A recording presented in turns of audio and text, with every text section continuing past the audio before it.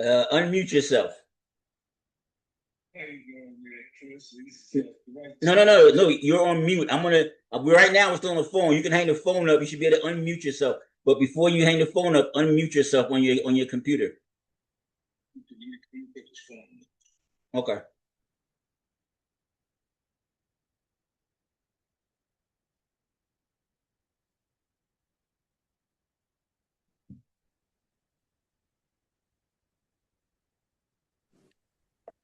Okay, there you go. There we go. Gunsmoke, how you doing? Hey, man, I'm blessed by the best, man. Listen, today is Memorial Day 2026. And I wanted to have former City of East Orange, New Jersey Code Enforcement Director Dwight Saunders, aka Gunsmoke, on because you are a U.S. veteran. Yes, that is correct. So tell me about your military service. First, introduce yourself the way you want to introduce yourself, then tell me about your service record. Well, my name is Dwight Saunders, U.S. Navy retired Chief Petty Officer, 20 years active, 10 years reserve. So give me a total of 30 years. I'm a combat veteran. I was in Desert Storm for 11 months. My history in the military, I went to various schools: combat medicine school, hospital corps school, and medical laboratory school. So those 3 schools I had up under my belt.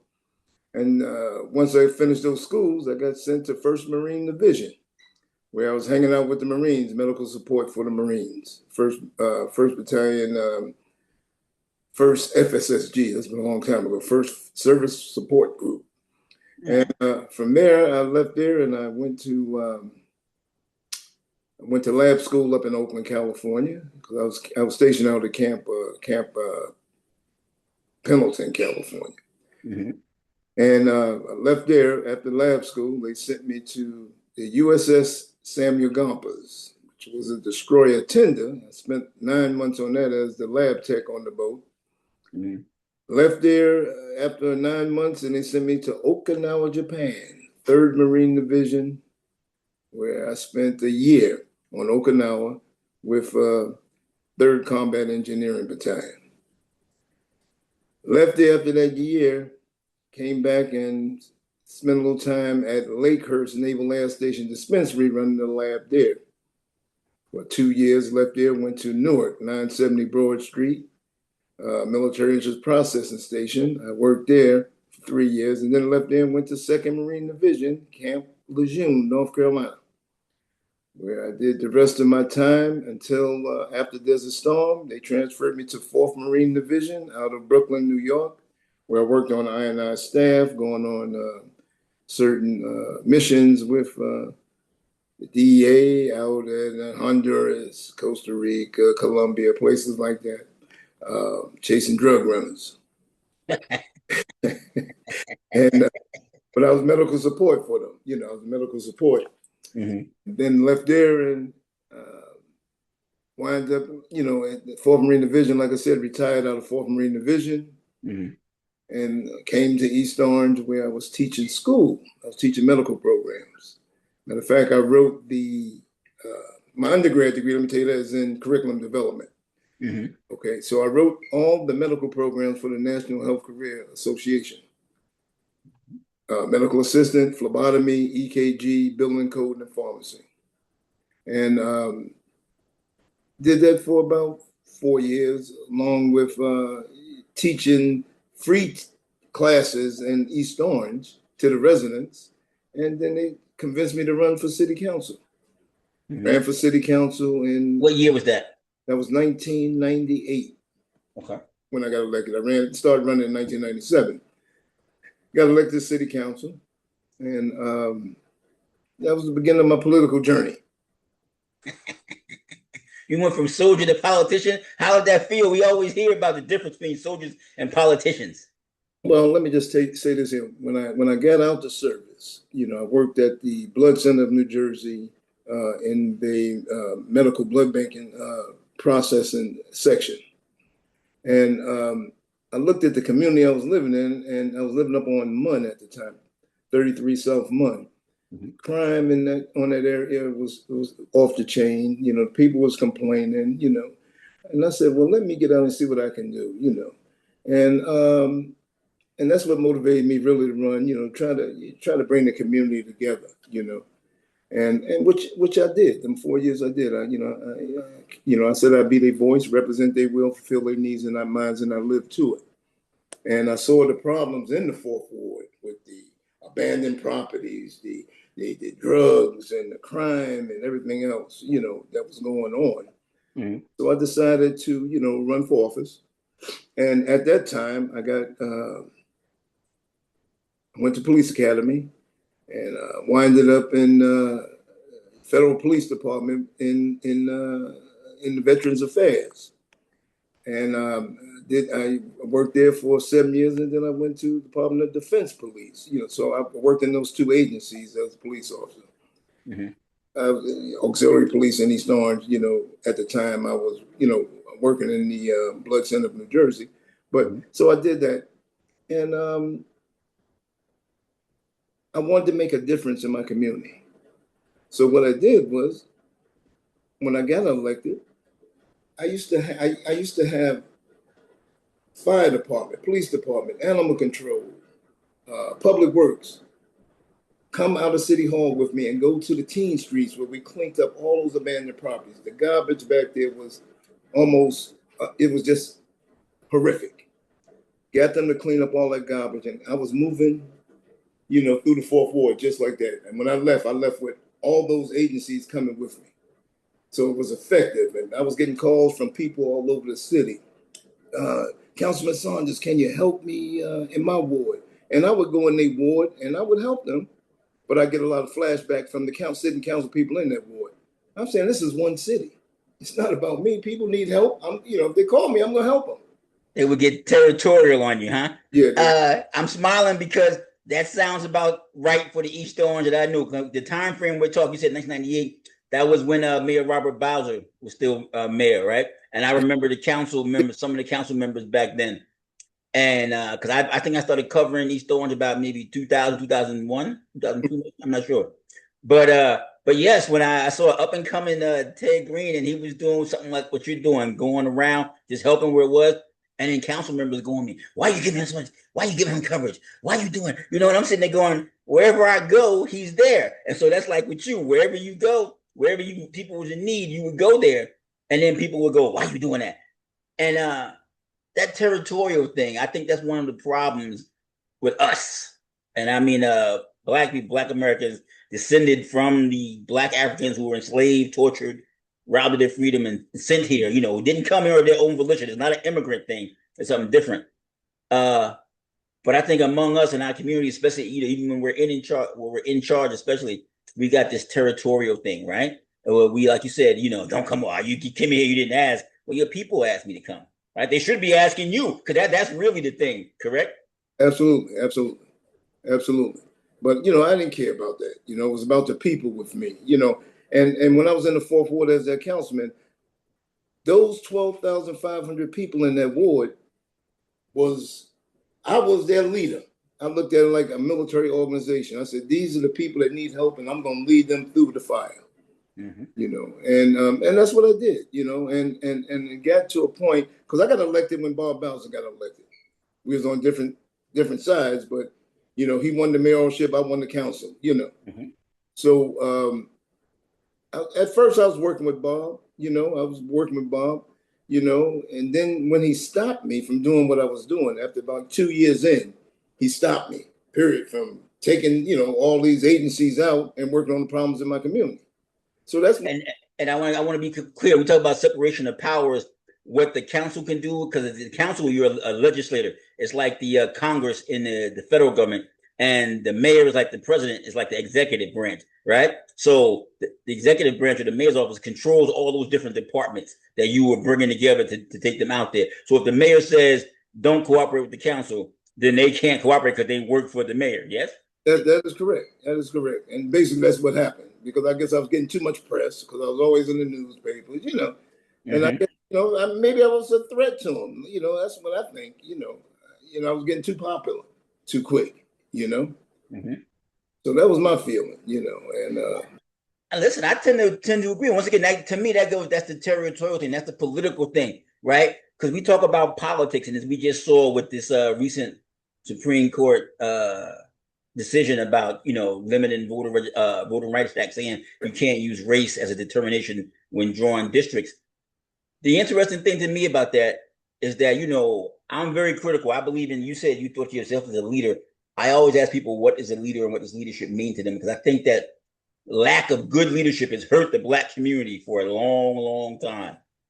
But then you get people in office, and even you have somebody who's doing something, they're not on a team, becomes like a rival, and they don't want to promote their rival. They're always concerned about getting replaced. I know a guy in Jersey City. His name is Stan Easton. He's a reporter, crime reporter, very popular, right? And this is back when Mayor Glenn Cunningham, the first Black mayor got elected. And when he got elected, that was a surprise because nobody was expecting Glenn Cunningham to win, right? A Black dude in Jersey City, in Hudson County. That sounded crazy. Right. And Stan, who knew Mayor Cunningham, because he'll tell you the story, so I'm not putting you on blast, Stan, if you see and hear this, right? He says that he tells a story about talking to Cunningham, going, "Wow, man, you inspired me. The fact that you could win, and you're trying to do this stuff as Black people coming together. This is this. He felt empowered, and he was like, I was thinking about running."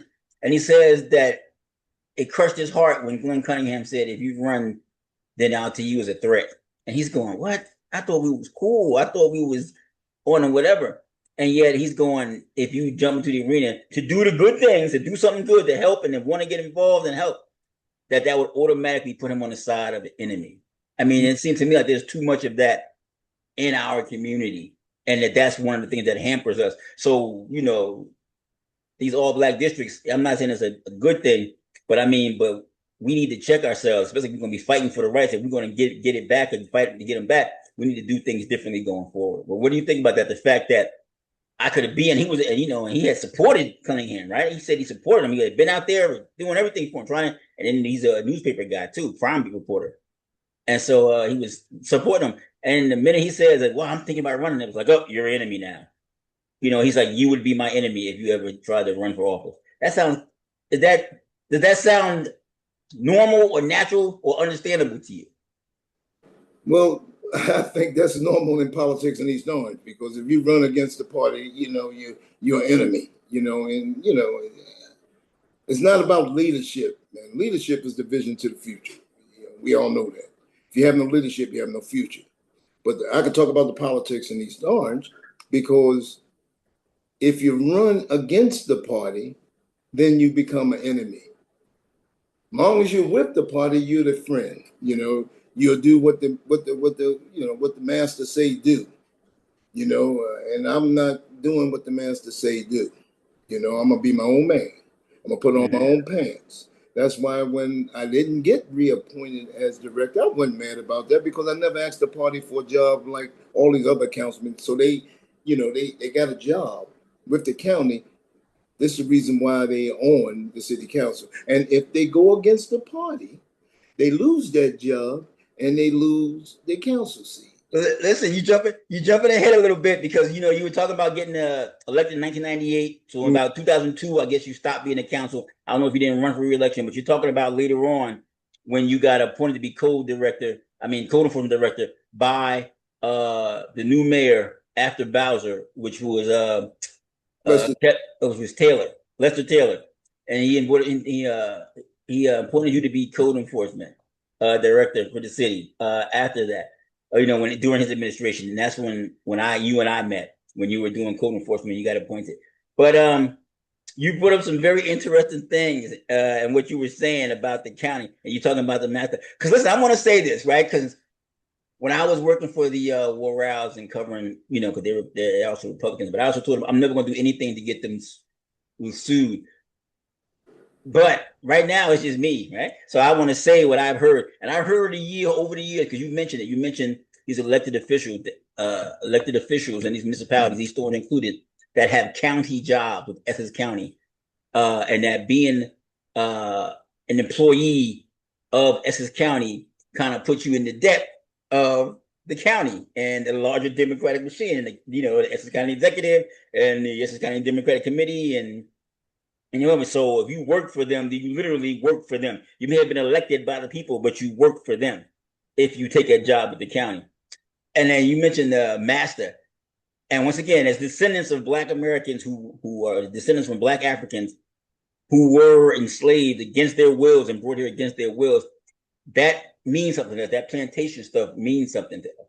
And so I want to say that, and I'm smiling because I want to say what you were talking about. A lot of people in the Black communities I cover, which is Orange, East Orange, Irvington, North, they've always talked about Joe D's plantation, that the county with all these elected officials in these Black communities, Black towns, you know, that have been drawn, not that they've been drawn up, but they have the population. So it's not like the Black towns, Black majority towns have been gerrymandered. They just have the large population that are registered voters and they vote.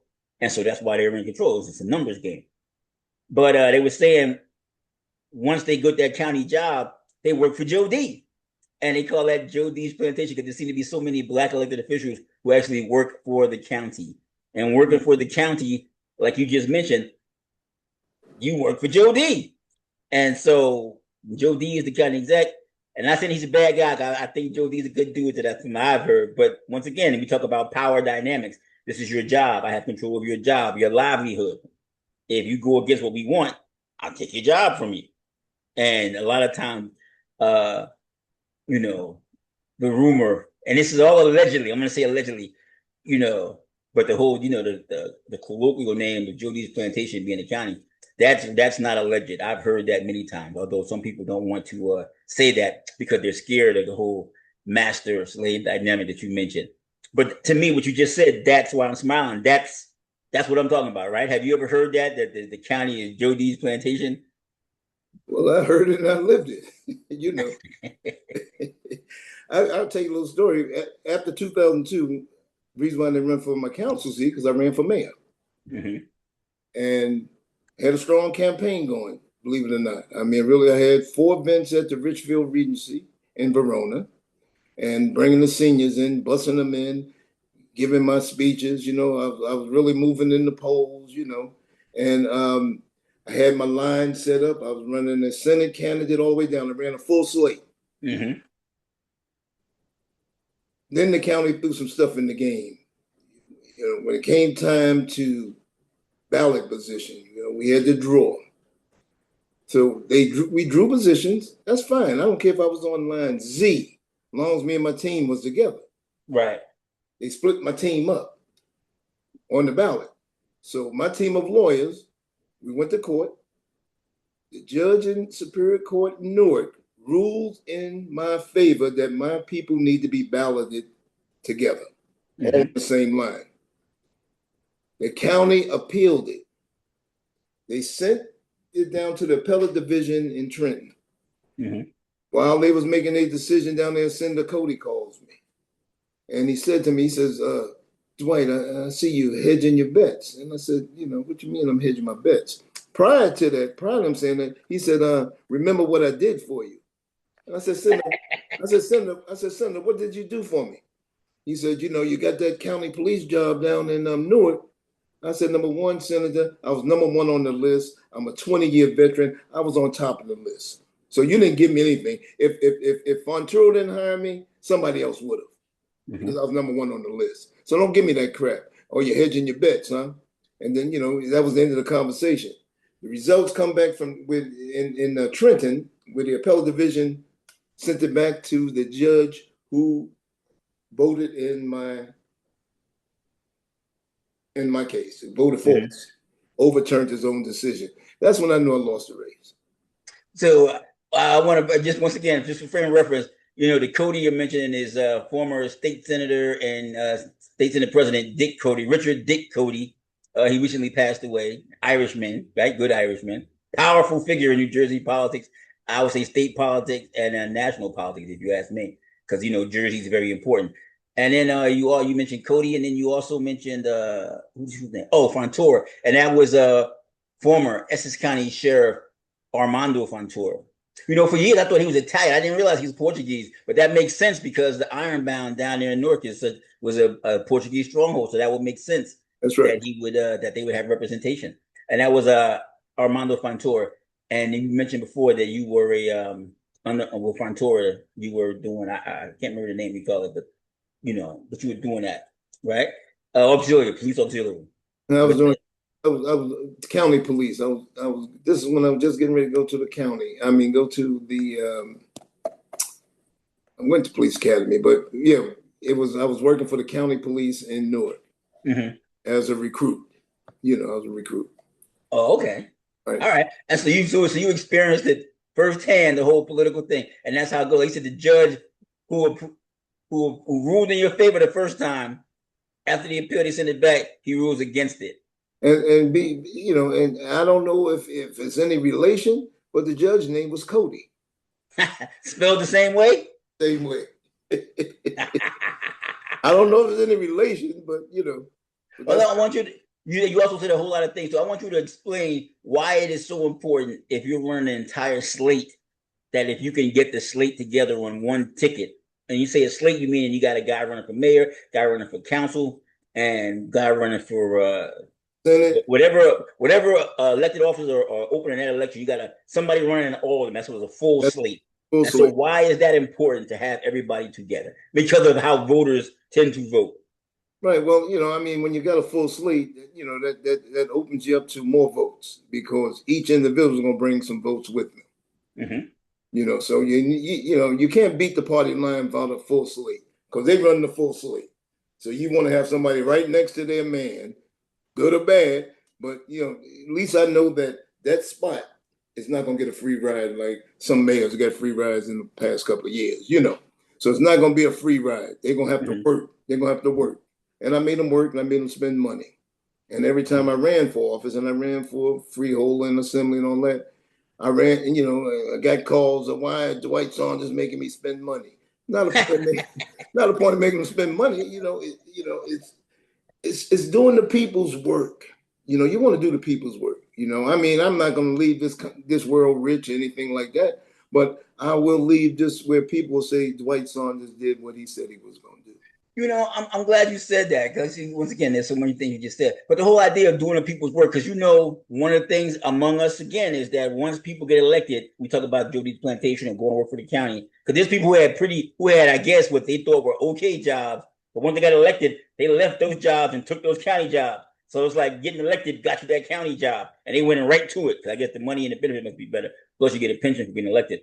But the whole idea of and in our community, we always hear we only see you guys at election time. But that's because people get elected by voters who want them to do something, but then they get in there and they start doing different things, or they just follow the party line, or because or do things for themselves. And once again, that to me is also one of the things that's being brought up by the Supreme Court case too. Because my thing is, well, these people who are worried about losing their seats and we talking about losing black representation, what were they doing, right?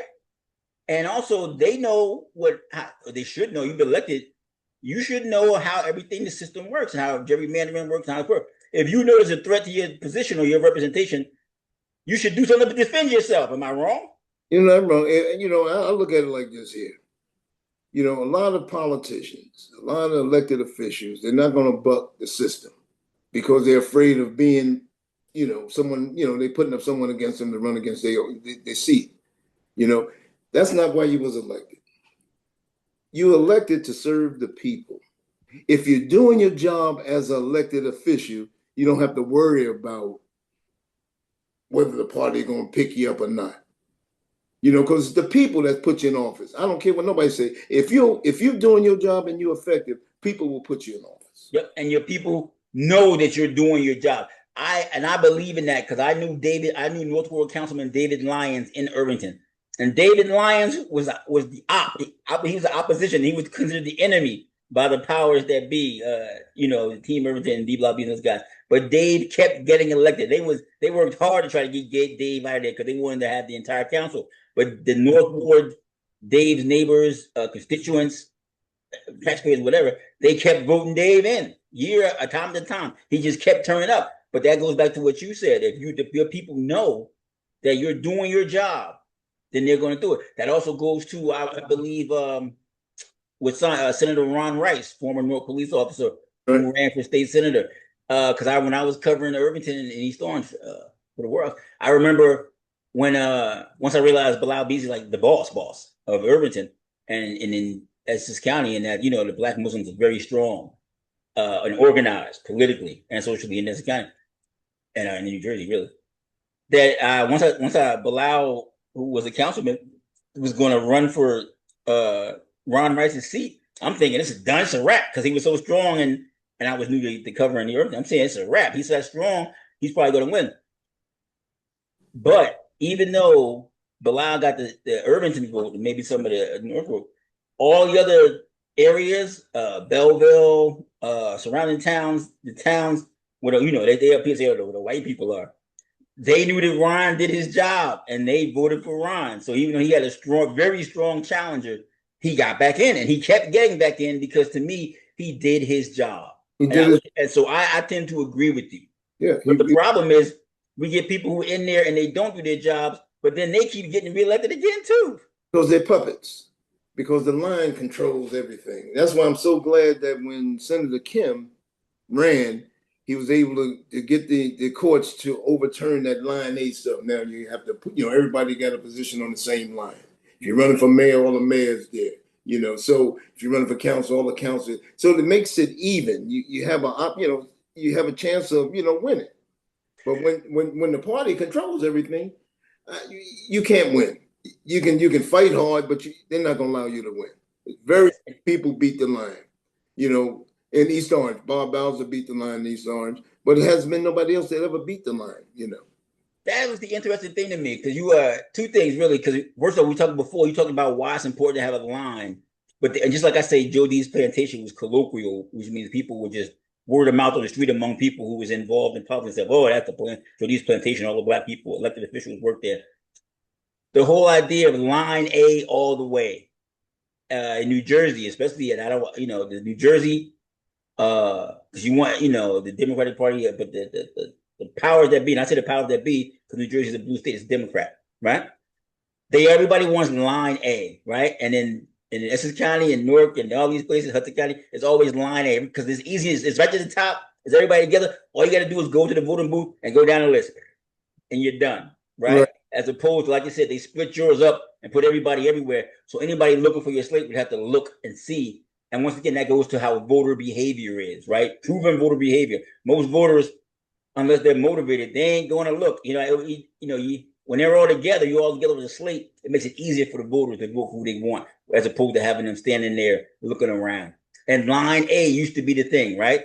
You talked about you mentioned Senator Kim. I think his name is Andy Kim, he's the guy. I think he's the Bergen County guy who challenged Governor Murphy's wife because they wanted to do what Hillary Clinton did in New York. They wanted to do over here in Jersey, and Kim challenged that in court, and he prevailed, right? He won, and ended up being a senator, which was like bucking a party. But then I want to go back. You mentioned before in 2002 you ran for mayor, and you said that a call from Cody. Listen, a call from Cody is a call from a powerful dude, right? That's some real stuff. And so here's my question. Because like you said before, you got in 1998, like Bowser ran off the line. Were you challenging Bowser and had the county switched positions and started backing Bowser back then? Because was he back in good graces or was there another third candidate or something? No, when Bowser ran, I think it was about, let's see, it was about 6 candidates that ran because they all came to me. Every one of the mayoral candidates back in when I got elected in 1998 came to me to want me to be on their line. It was Bob Bowser, Yvonne Blake, John, what's his name? The businessman, John. What's it? John Washington. John Washington. It was a couple other people that was in the race, but and I met with each one of them and I talked to them, because I just didn't jump on it, with anybody. And I wanted to know what their platform was, what they're about, what they're going to do for the city, what they're going to do for the 4th Ward where I live at, the ward in the city, and I talked to each one of them. And the other one was, he died not too long ago. Kevin, what's Kevin's last name? Taylor. Kevin Taylor. Kevin Taylor. But they all came to me, and asked me to be on their line. And I listened to them. And then, I talked with Sheila Oliver, when she called me in and I had meet with her, she the only one that had a plan, a vision that I believed in that, that could work. And that's why, I ran with her, All right. Oh, she ran for mayor against Bowser? Yeah, she And lost lost? by 52 votes. Woo! That was a powerful battle. Because, you say Sheila Oliver, she's an assemblywoman. She was also the New Jersey State Assembly president. And then later on, before at the end of her career, she became the lieutenant governor under Murphy. Right. So very popular, very powerful, intelligent, strong Black woman, Sheila Oliver. Her name rings out when you say it. And so you picked her slate to run. She was going to run for mayor. You ran for council. And she lost with 52 votes to Bowser, huh? That's tight. I ran into a brother because we both get haircuts at the same barbershop last week. He said, Dwight, man, you got to come by my house, because he stays in the house with Sheila Oliver. He was living with her, before. He said, yeah, man, I got a picture in my house, you and Sheila up on her dresser, man. I said, wow, man, that's something, man. You don't know, the impact you made on people's lives, or, and Sheila and I, we had a good relationship. She would call me up and say, Dwight, I need this done. This is going on in the first ward. I would get right on it, and get it done, And that's what it's about. Even though that wasn't my ward, anybody could call me. And the interesting thing, you're talking about party dynamics. Sheila Oliver, the Democrats liked her. The Democratic Party, the county East Orange Democrats, the county Democrats, state Democrats, they like Sheila Oliver. Sheila Oliver was one of them. So running against Bowser, he was the upstart running against them, and he won. But once again, that's because people knew him. He had won, he had gotten there before. 4 years earlier, he had been, I guess, on the county, and they probably wanted Sheila, and he didn't want to go. But his family, the Bowser family, they've been in East Orange forever, So they got, they had a good engineering firm, they so he's well known, but everybody thought Sheila was going to, just wax him, and it didn't happen. Because listen, and he's friends with Dionne Warwick and Cicely Tyson, right? And also the rappers Mason Cameron on their podcast, they call it the complexion for success. He's also a high light-skinned brother, but when he opens his mouth, all that blackness starts to roll out. I always thought that was a dichotomy, because I've had plenty of white people, especially reporters, go, "Is he white?"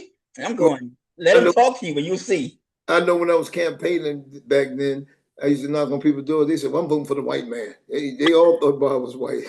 Because he was that light. Yeah. He was that light. His wife is dark like me, maybe darker than me, right? Is a Black woman, which I always thought, on the side is an interesting thing. Because my mom's first husband was a light-skinned dude from Summit. But the light-skinned guys almost always go for the darker-skinned girls, And I don't know if it's just I call it like the light dark dynamic, because it's like white women like black men like white, whatever, But I thought that was interesting because Bowser's wife looked like the first Aunt Viv from the Fresh Prince, right? Tall black, beautiful Black woman, dark skinned Black woman. Yeah. And but when he opened his mouth, all that soul started dripping out, right? And he could, he's through and through, Black guy through and through. So 2002, you run. You did not win, right? Or the judge broke up your line and handicapped you, right? So you couldn't. So you did not win. And then, so what, were you out? And I guess you were. Will you go back to the private sector? Fast. Then let us know when Lester Taylor and those guys approached you, because Lester Taylor, you talked to, See, to me, I don't want to call you an in and out guy, because I guess it's strategic from your point of view, right? You're a military guy, you're an order and efficiency guy, because Lester was backed by Leroy Jones and the East Orange Democratic Committee. Leroy Jones, Essex County Democratic Committee chairman. Leroy Jones, currently the New Jersey State Democratic Committee. So once you were talking before, the county backs you, you kind of get in. When Leroy and the I don't say the machine, but the organization backs you, was like they backed Lester Taylor, over Ted Green, who was a well-known local guy, and he got into office. But to me at that time, he was backed by, it didn't last, but he was backed by the establishment, the political organization, established political organization. Well, and so then they come to you and they say, Dwight, I need you. We need you. Let me tell you that story. What year is this? All right, 2002, after I lost the election, they pulled the flim flam on me. I got out of politics, man, for the next till Lester came in. So the next 16 years, I was in the private sector doing my thing. I mean, I was educated enough, and I didn't need no help from the party. I never did. I always had my own jobs and know how to get a job because Right. So I didn't need their help. And I think and I was an enemy to the party ever since 2000. All right. When I took the position I took in the city council, where I was getting calls that, vote this way. I'm voting the way my constituents want me to vote. So I became an enemy. The council, even though the council, and the party chairman, I was an enemy, because I was doing Dwight Saunders. I wasn't listening to them, I'm not playing this game. I'm here to help the people. That's what I thought politics was about help. I really did thought that, I don't think it like that now, we have leaders that I call positional leaders. They just want to be in a position and not actually lead the flock. They want to be in a position. I'm a councilman, and no, roll up your sleeves and get out here, man, in the hole with these people that's hurting, man. Help them. That's what leadership is about. But anyway, after I've been, when Nia Gill ran, this is prior to, Lester Taylor, but when she ran for Senate, I don't know if you remember this, she ran against Leroy Jones. I had a fundraiser in my house for Nia. And Leroy and Leroy hated me ever since. Be honest with you. He hated me. I'll be honest. I'll tell it, I even said it to him in his face. I know he don't like me. So I got out of politics. So when Lester Taylor ran, Tony Jackson came to me. He said, Dwight, I need hold on. I got to plug my thing in. It's getting ready to go out. Okay.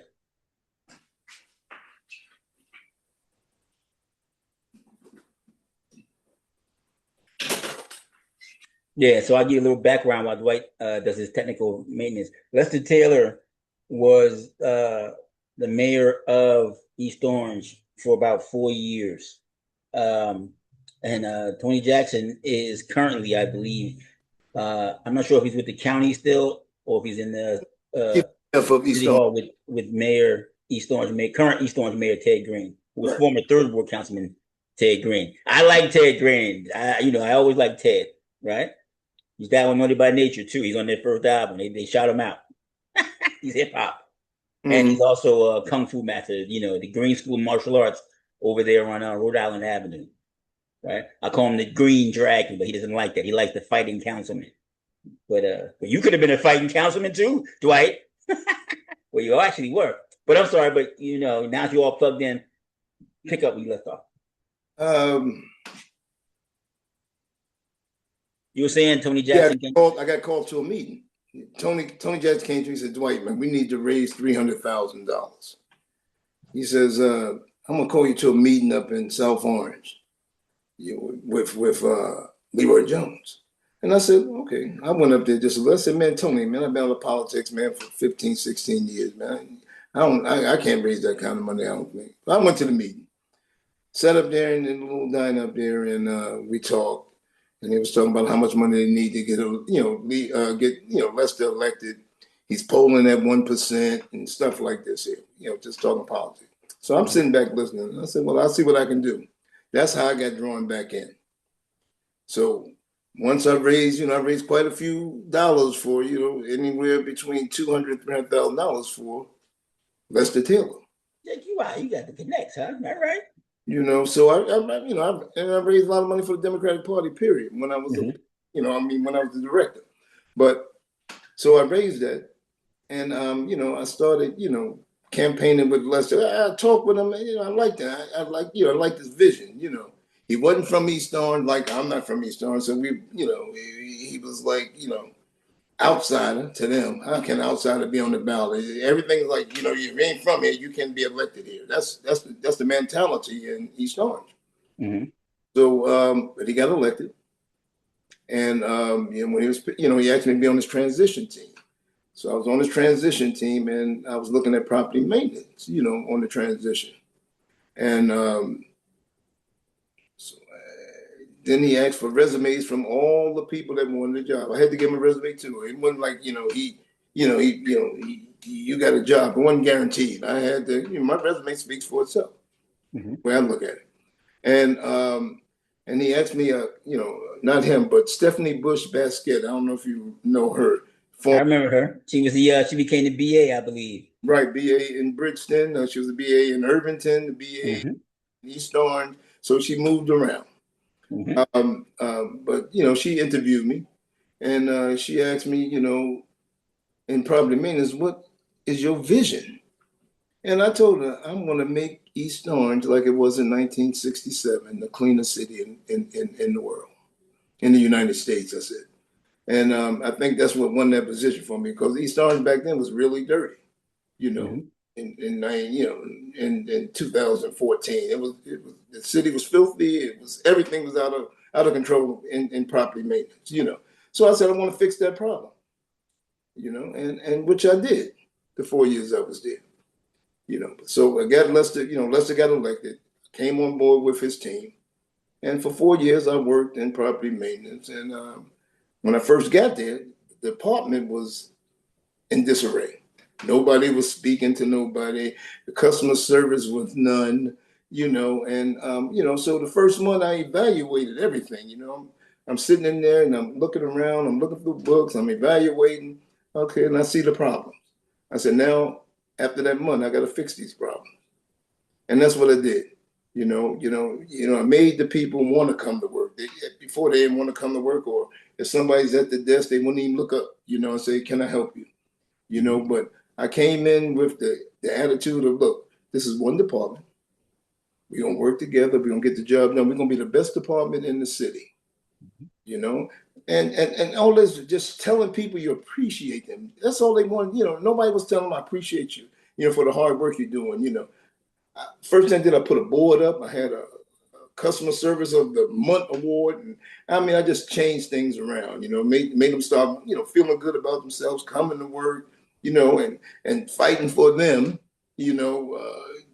The problems that they had with the other, with the administration. Of a department, interdepartmental stuff that goes on. And listen, I'm smiling as you're speaking, because we talked about right now what you're talking about when you came in from you. That's a leadership thing, that's a tactics thing, it's a strategy thing. Bringing them together from your time in the military, right? You learn team building and leadership, but they call it changing the culture. Right. So you came in and you said, the culture in this department is that, and then also. You took your job. This goes back to what you said before about service and about leadership. You took your job seriously, right? And you said that people didn't want to come to work. That's because they probably didn't think their job meant anything. Right. But I want to ask you, in terms of how, because I tell you that to me, in my years as a journalist, it's always struck me, the average person, homeowner, taxpayer, been in for years, working, whatever, don't really understand how, even employees a lot of times, don't understand how government works.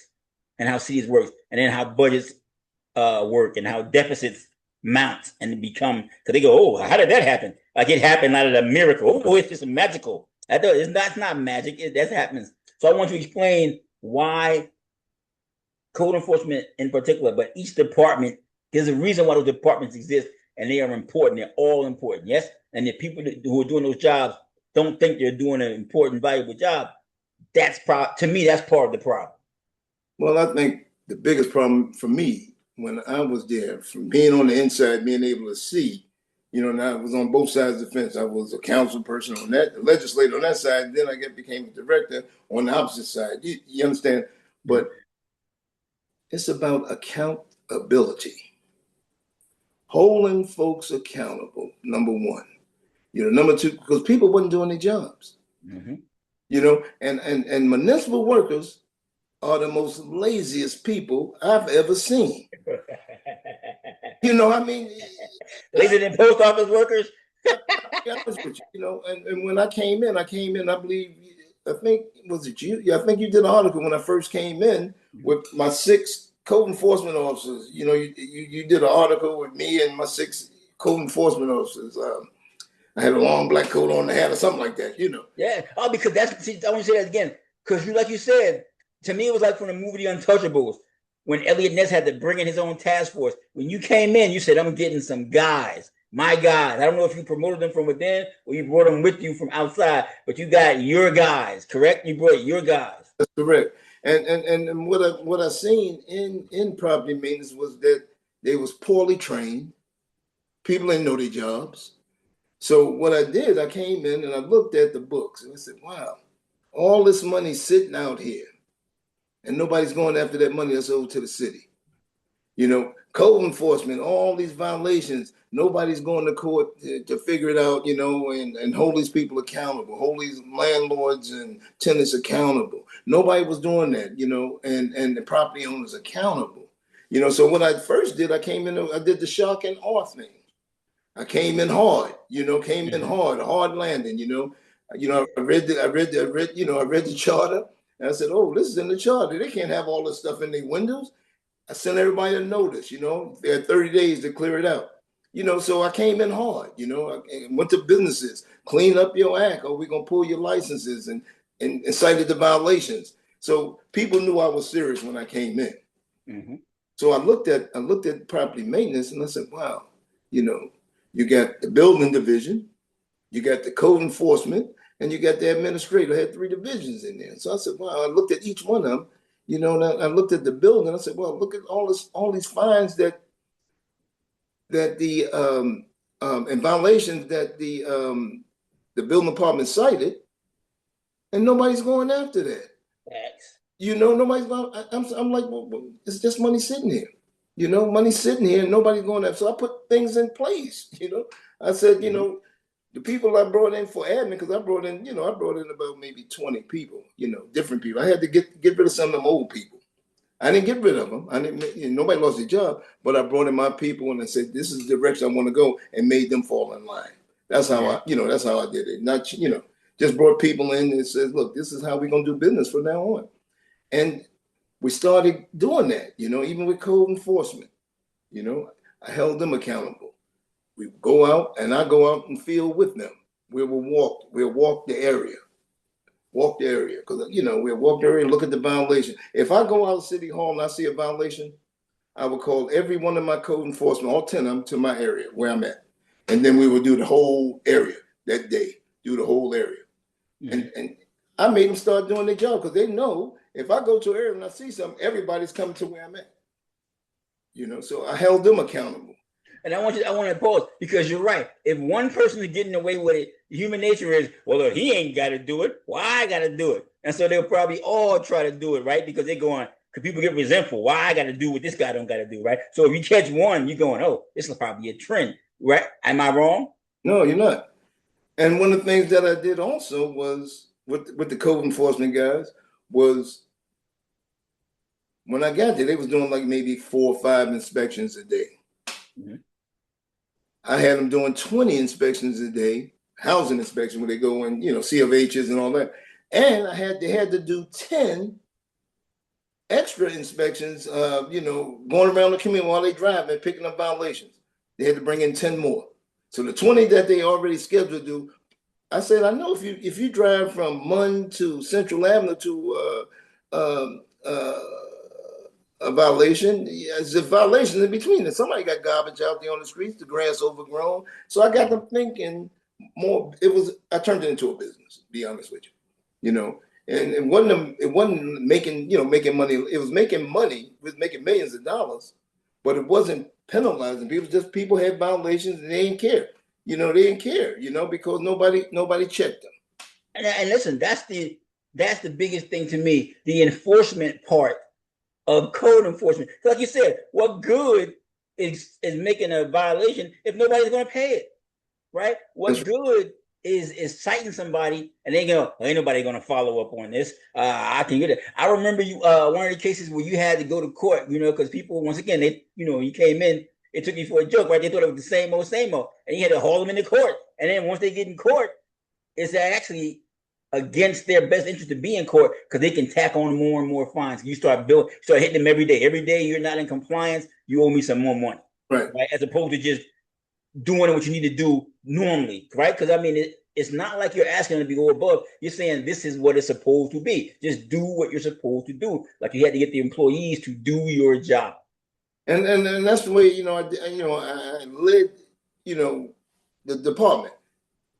We give you 30 days to fix a violation. 10 days if it's a safety, life safety, you got 3 days to clean it up or whatever. But we gave you time. So that initial notice is not it's just a violation notice. Now the law says you can fine them $1,500 a day every day after the time period. And after you cite them. After I cite them. So if I gave you 30 days to fix that door that's hanging off that house, and the 31st day is still there, that's $1,500. My guy go out the next day, take a picture, that's $1,500 every day. I just let the law work for me. I just, I enforce the law. That's it. And people started, when they saw I was serious and getting them in court, then they started acting right. They started, fixing up their properties, and I wasn't going out trying to kill them. I'm going out because it's creating unhealthy community. And I want to really be I want to really get on that fact, because a lot of times, the importance of that is, like you say, you go to these communities and they look like that. The lawns are mowed, right? The streets are the paved sidewalk is plowed, not plowed, is shoveled, because if somebody slips on your property, you're culpable. And also the city's going, clean up your stuff. Your lawn should look like this. Your house should look like this. That's all in the law. That's what I mean about people who don't really understand the law, even though they live in it or they buy homes. There's codes, there's municipal codes that say it's supposed to be this high, this long, this way, that way, this is this. And I don't know, because you worked in law enforcement as a cop. But yes, what's the rule? Ignorance of the law is not it doesn't give you permission to break the law or whatever. Even if you don't know it's a law, it's still a law, and you're still subject to it, whether you know it or not, is the point. Yeah. And that's coming from, being able to read, understand what you're reading, and take the politics. See, a lot of problems in our communities, now I could talk the same thing in Irvington, same thing in Newark, same thing in Hillside, same thing in, all these, even though Hillside is in Union County, but all the African American community, let me put it to you this way here. You say black, that African American, I like you say black. Black community, okay. But the problem is that you put people in place that don't have a clue of what to do. And they just want to be, I'm a director, I'm just gonna go on the floor and collect this 100+ salary, and don't make no ends, no, that's not what it's about. Because you're not fixing the problem's still there. And it's gonna stay there until you come in, until you make change. Change, that's what it's about. You come in, and you have to have that fire in you. A lot of people help on these campaigns, and when that person get elected, they bring them on that don't have a clue. They bring them because they buddies. Mm-hmm. I was brought on, nobody knew me. Lester didn't know me. You know what I mean? I sold myself. This is what I'm gonna do for my city I live in. So, but a lot of guys, when they get elected, and they just want that paycheck. They don't want to do the work. Yep. And they feel it can be autopilot. I'll just be up here as a figurehead on top, but I have to do that. And you talked about lazy, but I'll talk about a motivation thing. Because to me, like I said, a lot of times and I want to tell you, how do you motivate people? Because, you're right. If you're a new administration, you come in and you have existing employees, which is once again why this project 2025, Trump and them, they wanted to have a winner take all. Once upon a time, it was winner take all. I get elected, everybody else who's not with us, they got to go. We bring in a whole new regime. But civil service changed that. Civil service says you got a job.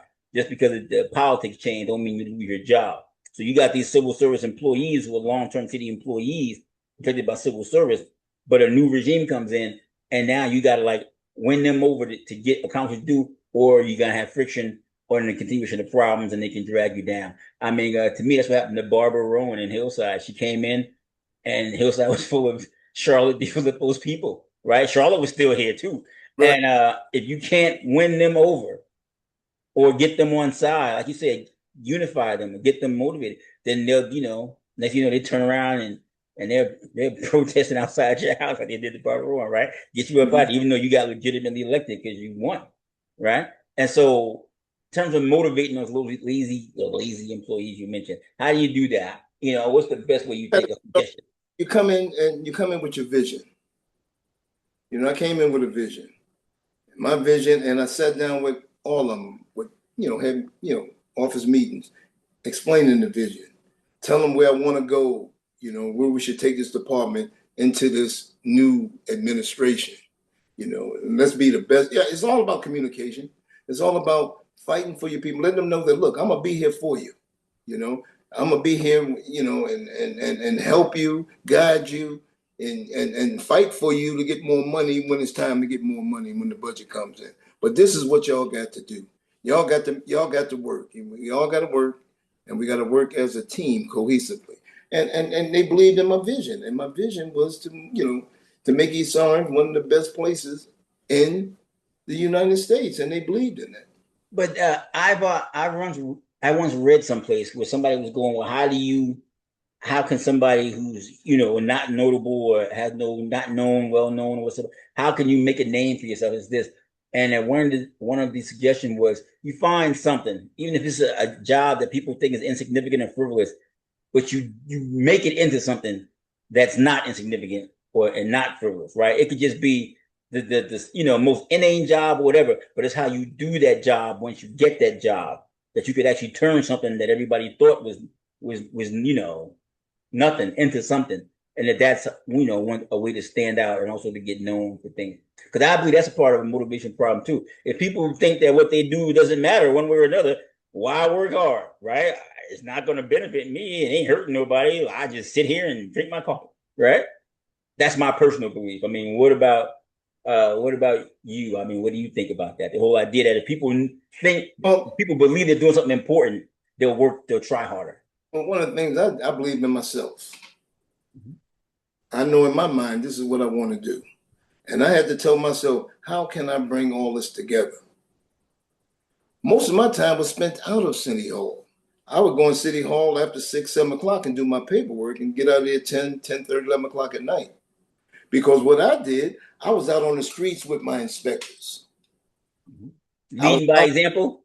That's right. I was out on the street, and that's how I won them over. They said, man, the director out here, he never seen no, director walking the streets with the, going on, a complaint to a person's house with the code enforcement officer. I was there. I was knocking on people's doors. I was with them. Mm-hmm. So they said, man, this guy really cares about us. That's how I motivated them. I was out there with him.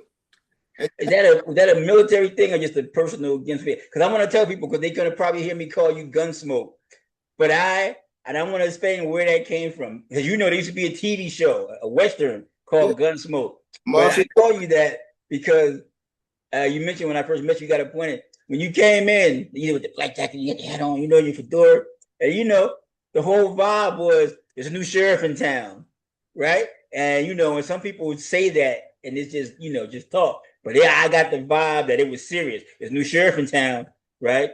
His name is Dwight Saunders. Okay, I said, oh, this is like Gunsmoke, right? You walking up in there with your 2 guns on the hip, ready to pop, right, enforce some law. That was my personal impression of you, which is why your nickname to me is always going to be Gunsmoke. Well, I knew when I came in there, I knew in order to change, you have to change people's behavior. You have to change the way they think. Mm-hmm. And I came in with that attitude. Okay, how can I change the mindsets of the residents in East Orange? And it's doing my job. I know it hurts in the beginning. You might send some residents a couple of tickets, it's going to hurt, but the word gets around. Yep. Code enforcement is here for real, and they're going to do their job. And how that, and people, I walk the communities. People say, man, the director out here walking with the code enforcement and doing this and citing this. And every day I was out in the streets because I had to be out there, to show the people and the public that I meant business. And that's what made me successful in code enforcement, I also thought it was interesting when you say you turned it into a business.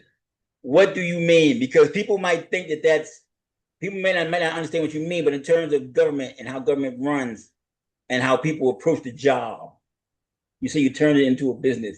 Because when I hear that, I mean, money maker. Because you said this money sitting there in the books. That's one of my personal gripes with a lot of these elected officials, especially the black ones. You know, one of my personal things against Obama. Yo, there's money on the table. We don't leave money on the table, right? We go get that money, especially if we need it. And in this day and age, we see all these municipalities complaining, we got budget deficits. We can't fund the school. We got da da da.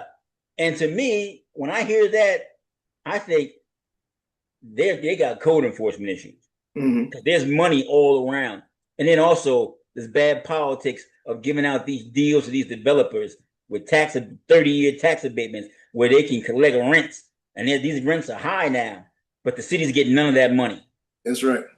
That's so right. I wanted to ask you about that. The whole idea, say you turned it into a business. What do you mean? All right, it's a couple of things.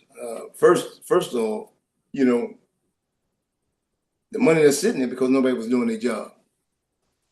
That's money that's owed to the city. You know, we took over the city, had a $10 million deficit in 2014, $10 million deficit when we took over. So I'm like, you know, how can we cut into this deficit using code enforcement? Especially once I looked at the way they was doing business up there.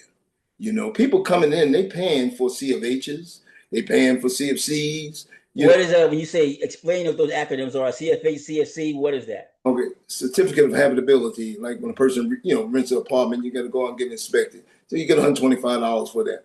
You know, and of course, you know, East Orange is a renter haven. So, you know, in the C of O's, you know, certificate of occupancies, and the CFC's continuing certificate of occupancy. So all those are paid. You know, people got to come in and pay for it. If you're buying a house, you got to come and get your CO, you know, and stuff like that, your business, whatever. That is money. Bigger the house, the more money you get. So I was able to speed up that process. When I say speed it up, where it would take a person to get a C of H in 2 weeks, let's get that C of H to that person in 2 days. You understand what I'm saying? So that's bringing money into the house because people got to pay for those services. You know, inspectors coming out. And that's how I started cultivating the department. But by holding people accountable, making them do the job. Let's speed up the process. Let's take the politics out of why a person got to wait 30 days to get a CO. Why a person got to wait 2 weeks to get a C of H. Let's give it to them the next day. So I changed the dynamic of the department. You know what I mean? And I want to say, you say you change it, but a lot of times people, and once again, this is why change doesn't happen. People think you can't do what you actually can do if that's what you want to do. So you say you came in and changed it, and they'll say like, oh, you can't do that. That's not how it works. But apparently you could do it. So was there some big change, or like you said, 2 weeks and arbitrary? Why could they go from 2 weeks to 2 days? Did you have to put in forms and requisites, or hold street protests? I mean, you know, once you put the paperwork, once they fill out the application, they could submit it that day and get that C of H. I don't see why they couldn't get it in 1 day. You understand? You know, we had 8 secretaries in the back office. They're doing, you know, putting the stuff in. Let's run this like a business. Let's get, you know, it's about customer service. If you got a happy customer, they're gonna keep coming back. Yep. You understand? So I was big on customer service. Big on customer service. You know, we got to, you know, I put out created a form where the customer could, you know, fill out how was the service here. You know, so people know they was being evaluated now, you know, because I had it right there on the desk when they come in. You know, I changed the culture. You have to change the culture, especially when a culture like East Orange, where people just come to work, you know, sit at the desk, don't do anything, you know, do bare minimum. I made them step up. I made them start competing against one another. They get their pitch up on the board, get that recognition. I created a big board. You know what I mean? And they was competing to get their name being the customer service person of the month. Of course, I would, you know, have a little party every month, not a party, but bring some food in. Oh, this is the new customer service of the month. So camaraderie. I brought them together. You know what I mean? So you got to do creative things like that to bring people together. You know? I call that esprit de corps. Let's go back to your military stuff. Right, that's right. That's right. You know, like, once again, make people feel valuable, and what they're doing is valuable. Right? What the job you're doing is valuable. Their job was very important. We had the most important job in the city. Yeah, was you getting that money, right? The department that was bringing in the funds. Yes. You know, so, and I made them see that. And they said, wow, man, we got a director that really, really looking out for us, you know. You know, one of them have a birthday, I'll buy food, have a birthday party. We have a little quick birthday party for lunch for them, you know, stuff like that. You bring them together, you bring people together, and they'll be effective for you. See, and I'm glad once again that's why I brought you on. I wanted to talk about this because, like I said, when I hear all of these budget issues and budget gaps and deficits, the average person will always think it's just government waste. Or they're just wasting it, or it's either waste or corruption, or they're just kicking it back, giving it to their friends. It's hopeless. There's nothing you can do about it. That's just how it is. A lot of times, as you notice, it's just mismanagement. And it's not, once again, not doing your job. Right? Failed leadership. That's what I call it. Failed leadership. You know what I mean? It's not that, you know, when we turned the city over in 20,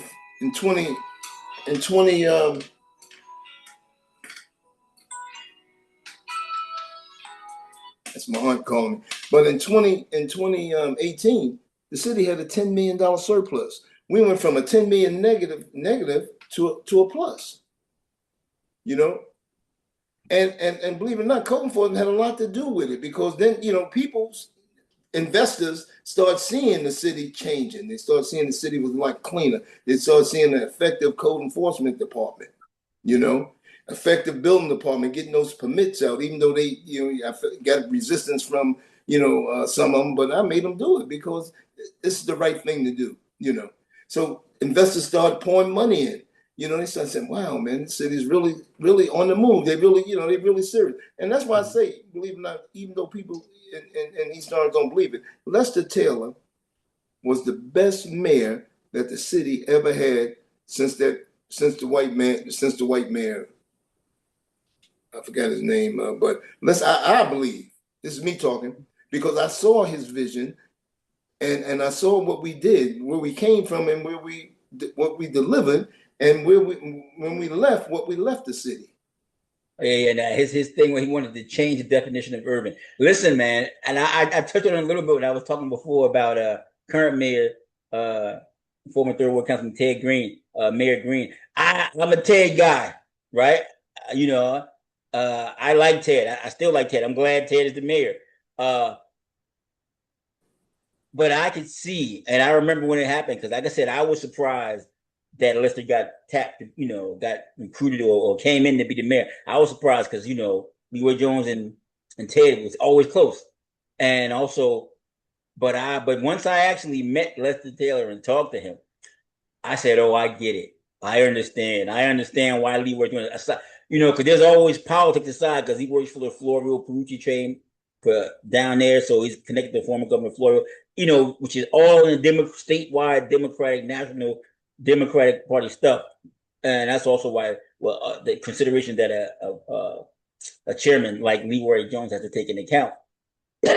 But by the same token, getting a guy like Lester Taylor, accomplished guy, attorney, he's a partner down there at the photo place now. But I felt like you felt he was an impressive dude. I said, oh, I can see why you could bring this guy in. You said he was the best. I can see why you can say that, because he was an impressive dude. You know, he's physically impressive, but then also he started opening his mouth and speaking and doing things. And yes, he, you know, he seemed like I said, all right, he's up and right. The only mistake was he brushed up against Leroy. He brushed up against that machine. Once the machine makes you, they can also break you, right? People talk about getting canceled. You're gonna get canceled because they made you in the first place. Glad you brought that up. I know, because Lester and I was very close. You know, even now, you know, his kids look at me as Uncle Dwight. That's how close we got. And I never met Lester before until, you know, he ran. Mm-hmm. But I know everything that went on, and the reason why he still, you know, he wasn't mayor, you know, because Lester was like me. He puts his pants on. Nobody puts pants on for him. I'm the mayor. Let me run my agenda. And the party bosses didn't like that. He had a run-in with Joe D almost 50. Really? He had a run-in with Leroy a couple of times, almost 50. You understand? Where it was very heated, mm-hmm. You know. And I know, you know, for a fact what went on. I know. I was as close as, even though I wasn't his chief of staff, but I was his chief of staff, believe it or not. Mm-hmm. You know what I'm saying? Believe it or not, I wasn't his chief of staff, but believe me, I was his chief of staff.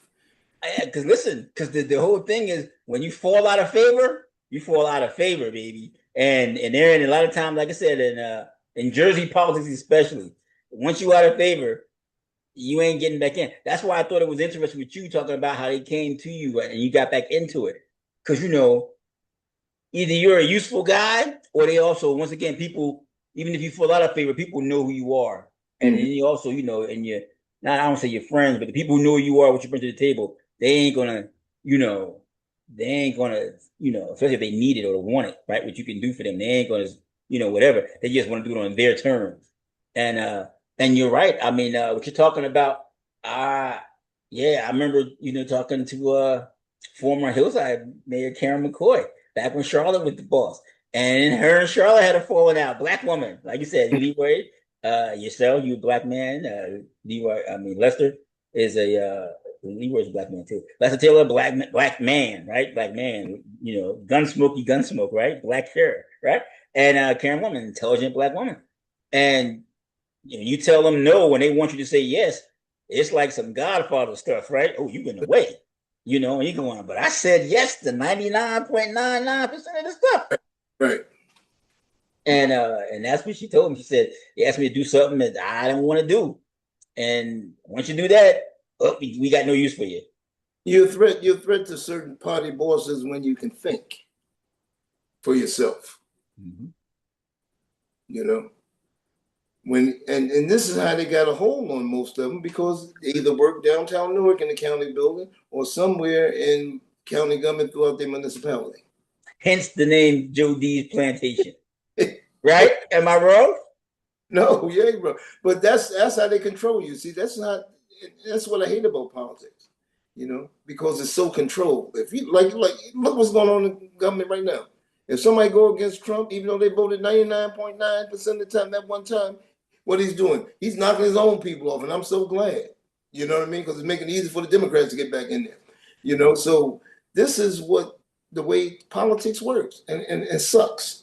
I tell you, it really sucks, man. I mean, I'd rather be on the outside of politics to make things happen because I'm helping more people. Well, let me ask you a question. You mentioned before about business and then about politics. And, they was always touting Trump, always business and the businessman. In business, allegedly, in American business, it's about getting results, right? So if you got somebody and it's ineffective or it's not producing, you got to get rid of them, right? They're on a chopping block. What? You're not, you got to go, right? Because that's how business works. Whereas politics and the public stuff, you're saying is starting to mirror that a little bit, right? That if you don't want to go. But then as in terms of leadership, what's the value in the lesson or I guess scaring the rest of the people into line when they see you get rid of somebody else or they see somebody, they go, oh, I don't want that to happen to me. I better fall in line and do what's they right. I mean, is there value in that too, or is that just a style of leadership? There is some value. It all depends on what you're trying to accomplish. For instance, when I was in property maintenance, I had a couple of senior inspectors that's been there that wasn't doing anything. So what I do, I didn't take their job away. I just took that title from them and moved a younger person up in that title. I did it to one person there, and he was a senior code enforcement inspector, thought he was almighty. I dropped him down, And, Listen, go ahead. I'm sorry. Go ahead. That shook up the department because everybody was like, "Oh man, you did that to senior, code enforcement officer, so and so and so." Yes, sometimes you got to shake the tree. Sometimes you got to shake and get them bad apples off it. He wasn't productive. He wasn't doing his job. He wasn't leading the younger folks. Younger code enforcement officers. He was, come to work when he wanted to come to work. All that became a no-no with me. And that's how I turned them inspectors around, them senior ones that's been there. I didn't go in there taking nobody's job, even though I was told, that's nothing. I was told, get rid of this one, get rid of that one. I ain't gonna say names, but they were senior people. And so I get rid of them, I'm messing myself up. This is what I told you. When the man came to me and said, get rid of Mark Bonner, get rid of George Britt. Those are the two guys that got all the knowledge. Why am I getting rid of knowledge until I can capture some of that knowledge? Facts. You know what I mean? Facts. And a lot of times when people get elected and they bring people in and they say, well, get rid of this one and this one, you letting all your talent and the knowledge walk out the door. I wasn't going to do that. And I said no. I kept them the whole time I was there. And I promoted them. You know what I mean? Because they was valuable to me. Mm-hmm. You know, they helped me learn that. Because I didn't know anything about property, man. To be honest, I had to learn it. It's a learning curve and everything. But I looked at those that was workers, those that had the knowledge, and I brought them into my team, and I formed my administrative team in that office. And this is how we're going to conduct business. We have our weekly meetings and we'll talk about things, bringing them together, man. And look, y'all run the department. This is your department. You got George, you got admin. Mark, you got code enforcement. You know, Bayshu, you got the building side. And we would talk. And I said, look, we got to become one. We got to become one. And this is the vision. And that's how, you know, we did it, you know, and everybody was happy. Everybody was happy, you know. Everyone was happy, man. So that's what made me effective. And then I was able to do my job being out with, because I wanted to be out there in the streets with the guys, because I know the problems. I knew everything about the streets and what the violation was, and I knew what the law was because I read the charter. Mm-hmm. This is in the charter, you know. This is how we're gonna conduct business, and that's the way you do it. How would you describe your leadership style? Like I said, to me, we always hear about, and also once again, you have a military background. We hear about the generals who are out there in the front lines, as opposed to the generals who's back there in the rear. You know, and how generally speaking, you always hear, "Oh, the soldiers respect the guys who are out front with them." You know, as opposed to the ones who are out, in the back. I mean, but how would you describe your leadership style? I'm a trans. Oh my God, lost my train of thought. Oh my God. It's okay. Transformational leader. Wow. Okay, because I believe in transforming people. I'll tell you a little story. When I was in the military, went to Desert Storm. First unit there, and we was the last ones to leave Desert Storm. Out of all the Marines units that was there, we was the first ones in the theater of operation, had no doctor. I had 20 medical personnel and 14 dental personnel assigned to me, attached to 5th Battalion, 10th Marines, which was our artillery group. We landed in Saudi Arabia on the desert, on a makeshift runway. General Gray met us at the plane when we landed. And he said, no one's going home until I tell you we're going home. Gave us our orders, gave us our ammunition, gave us, we had our weapons, and pushed us right into Kuwait, where we pushed the Iraqis out. We shoot our weapon system, they shoot theirs, fighting back and forth. People don't know the war. It was only 3 days, but the war was 11 months. It was 11 months fighting. 11 months. Yes, in terms of skirmishing and laying the groundwork for the big push. We always hear about D-Day, but like the actual invasion. But like you said, there was a lot of build up to that. Right. And there was people drop behind lines to do, commando work and all types of things, and all the fighting in North Africa and Italy that built up to that invasion. So that's what you're talking about. When, like I said, war is not just that one. A lot of times we think about it as the big battles, but there's lots of little smaller battles that lead up. Right, and how I made chief petty officer in Desert Storm when my uniform changed to the whites and the khakis and officer and a gentleman type thing. I wish you could see. I wish you had it on, because I got a picture of you. I got to look. I should have had it for today. But I was in rush. I took a view at the East Orange Parade when you were out there in your white uniform, right? Like Tom Cruise was in A Few Good Gentlemen. That pretty white uniform, right? That you had. Maintain it. I have to maintain it the rest of my life. People say, man, every year, no, the same uniform, man. Same uniform. I got all my uniforms because I got to maintain them. The government is paying me.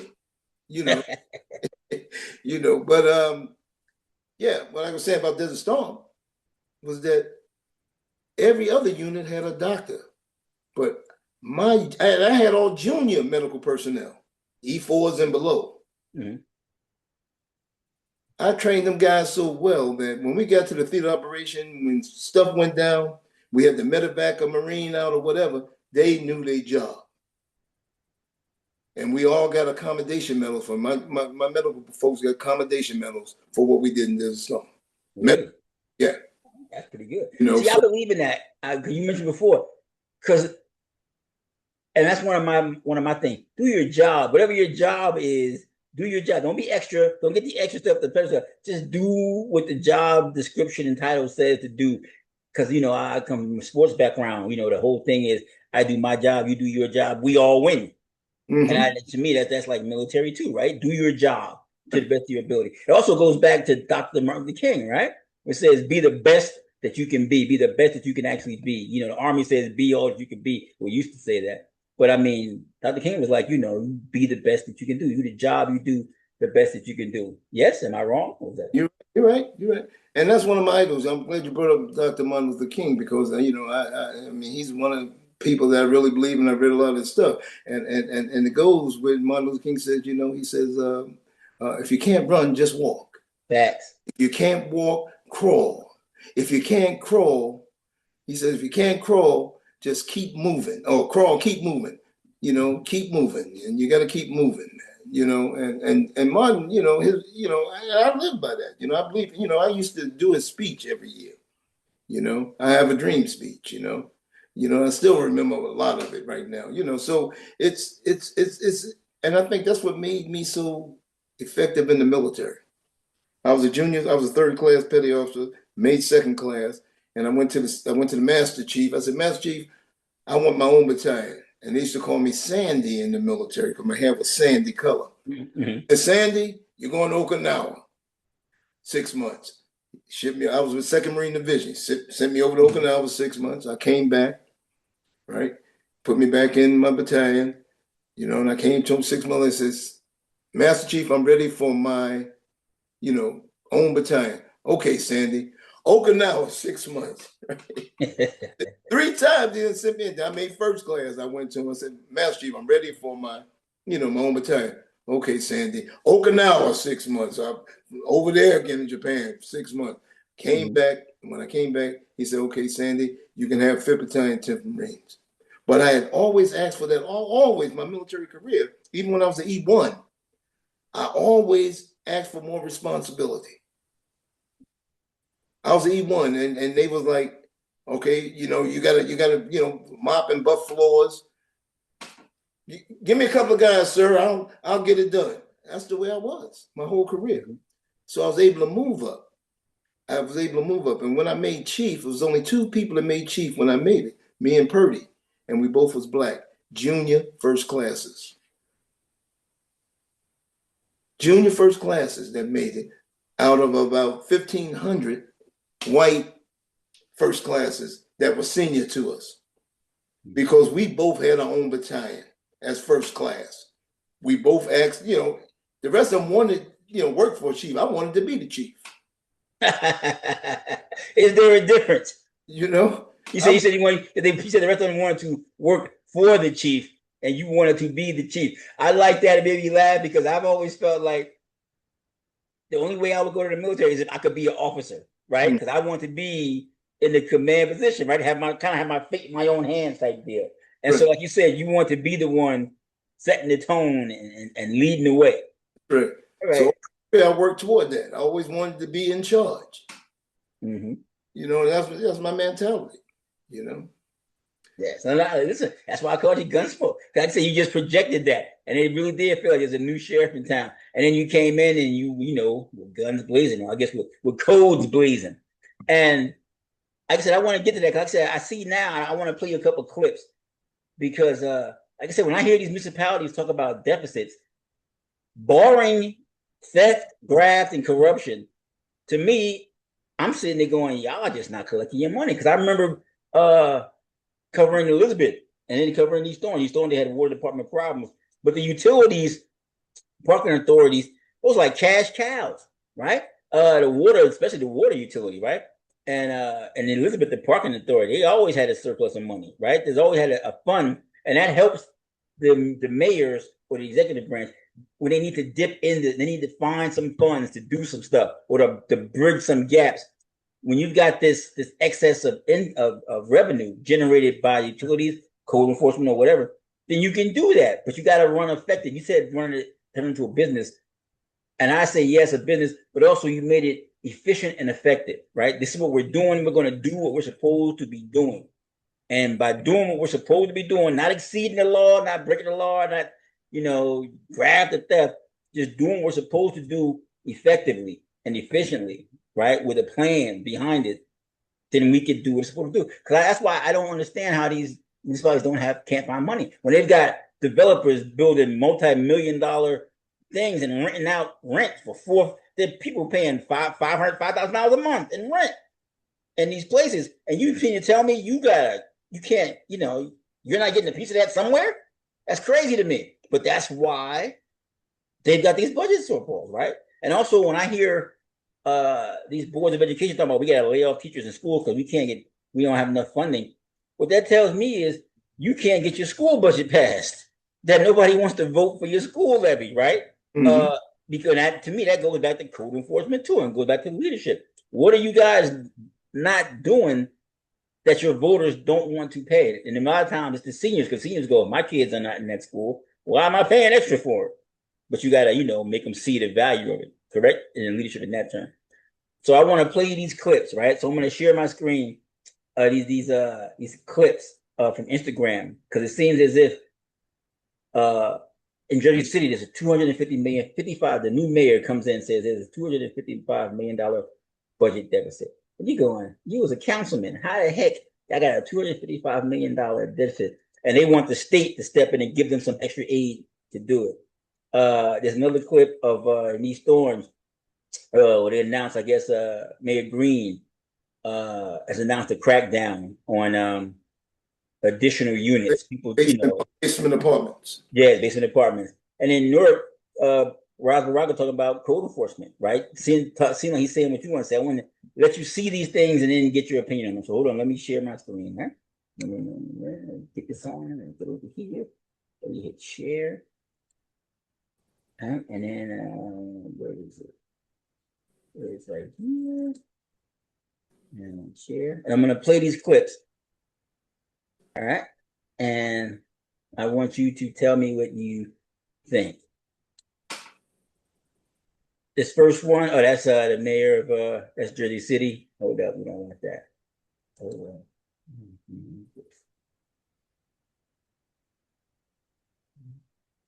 Got no sound. There's no sound. Hold up, it's not playing yet. Hold on. Yeah, that's these stores. And this is more. Can you see my screen? Yeah, I see your screen. Oh, let me hit that. Can you hear it? 3 affordable two-family homes for under $200,000. But that's not why I'm here today. I'm here to remind folks that code enforcement is going out to every single ward. The west, the south, the north, the east, the central ward. They are inspecting businesses and they are inspecting homes at the same time. Businesses who have a license that has not been renewed for 5 years or more. Folks that do not have fire certificates. People that are selling food that have expired, from bread to baby food to milk to fruit that is rotted. If you have ruined droppings visibly on the floor, if the place seems unhealthy, the place will be closed down.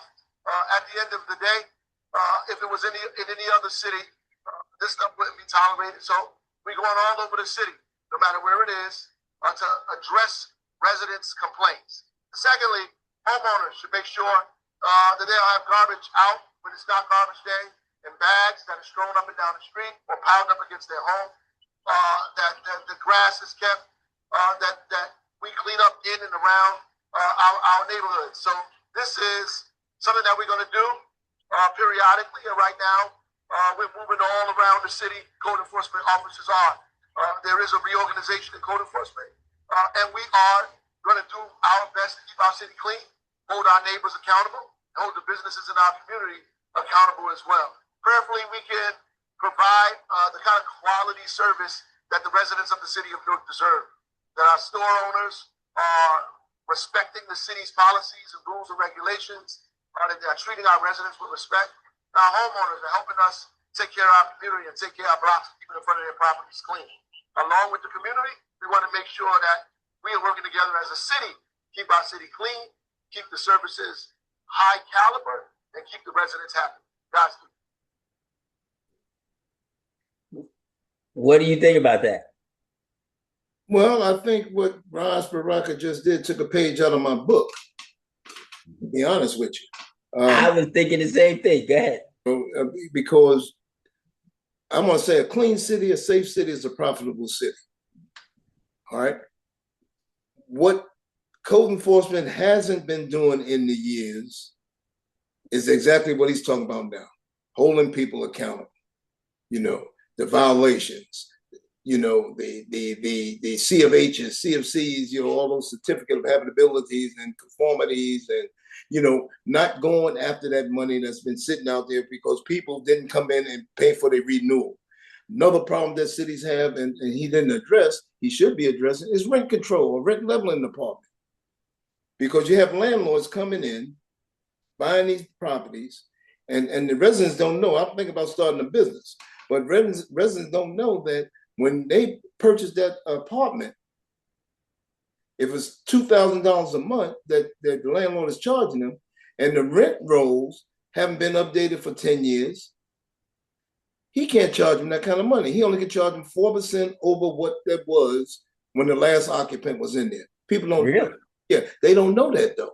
And see, I've been, being that when I started the rent leveling department, effective rent leveling department, I brought in a lot of money in rent leveling because they have to register those apartments. The owner pay the city X amount of dollars to register that apartment. Rent rolls, called the rent rolls. So nobody is doing their job, So there is a way to collect some money from these developments that have all these tax abatements in place. There is a way to get some money, some revenue out of there. That's right. See, that's why I brought you on, Gunsmoke, because it's like you said, it seems like people don't know, or they're just not doing it, or because I'm sitting there going, how they sit there? It's like tax free. Don't every department in property maintenance has a money making by law fees that have to be paid by owners of properties or apartments or any 3-family above that you're renting, any rental apartment. They have to register with the city. That's an annual registration. It's called a rent leveling department. So I looked at that. They wouldn't bring no money in. Every department that wasn't bringing money in went to a positive. That's how, Lester doing his speeches always talked about code enforcement, property maintenance, bringing in $3 million, bringing in this, because I just made people look. The money's here. Why we ain't, why we not enforcing these landlords to come in here and pay these rent bills? We got all these apartments. That's money sitting out there. You talking about get a $10 million deficit? Let's move to the positive, toward the positive, and that's how I ran it. And I looked at the building division. Same thing with their fines. With their C of O's and all that. Made money because now they're issuing those certificates on time, calling the owners in to pay that money. And that's what it's all about. Then of course code enforcement, the fines for the violation that you gave them 10 days, 30 days, 15 days, whatever amount of time you gave them, they didn't do it. And that brings them in. These landlords, they're like, city ain't gonna do nothing. Yeah, I don't want to laugh, but yes, but that seems to be the attitude. Unless you make them do it, they ain't gonna do it. But that's human nature, right? I kept them in court though, and once I started hitting them in their pocket, that changes behavior. Yes. They start fixing up their property. They start, they leave the garbage cans out. That's a fine. You know what I mean? I held them accountable. So listen, I was just in I'm not gonna put anybody on blast, but I was in Newark at a I don't say well known, like a apartment building complex, and they got 4 elevators. And I went and in there, only one elevator was working. And I'm sitting there going, and I'm talking to one of the guys who people who live there, and he's like, yeah, there's a lot of things wrong, or a lot of things not working here. And I'm sitting here going, well, you live here. Why don't you speak up? But even then, you got to report somebody or retort to somebody because that's a code violation. You got elevators that don't work. Something's wrong. Right. Am I wrong? Am I? No, you're right, man. You're right. Code enforcement is not effective in these towns. That's the reason why. And I think it's because of lack of training and lack of caring. Yeah, I mean, but I think it's also the mindset, like you said, you got to go after that. And like I said, unless the residents living there, because people get used to stuff, right? And that to me is a mentality, the mindset too. You get used to it and say, it's just I know it don't have to be that way. No one You got like to make some noise, right? Not okay, noise, but right. But do if what you you got to look do. at the people mindset, you're right. If you look at these elected officials getting elected, when a mayor in a town can get elected with 5,000 votes, a councilman can get or a councilwoman can get elected with 600 votes. That goes to show you that it very, people don't, they're like, they ain't gonna do nothing. So why should I vote? Yep. You know what I mean? So it's the same thing. Listen, that to me also is one of the reasons why we talk about the Supreme Court decision about voting rights.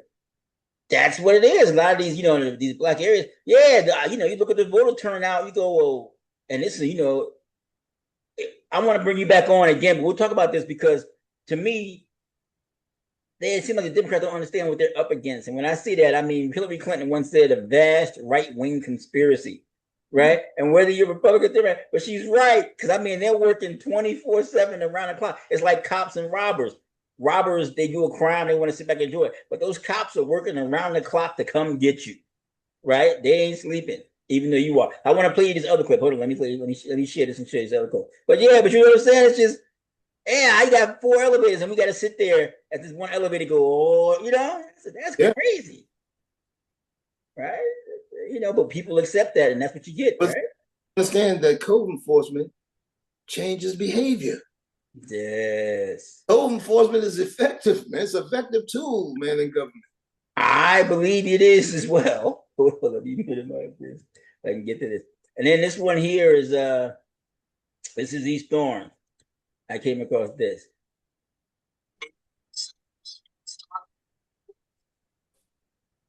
The part that nobody's talking about. They're not just finding landlords. They're removing tenants too. This is happening at a time when housing is already super tight. Right now, there's about 9 renters for each available apartment in northern New Jersey. This is the 3rd most competitive rental market in the nation right now. Like, let's be real.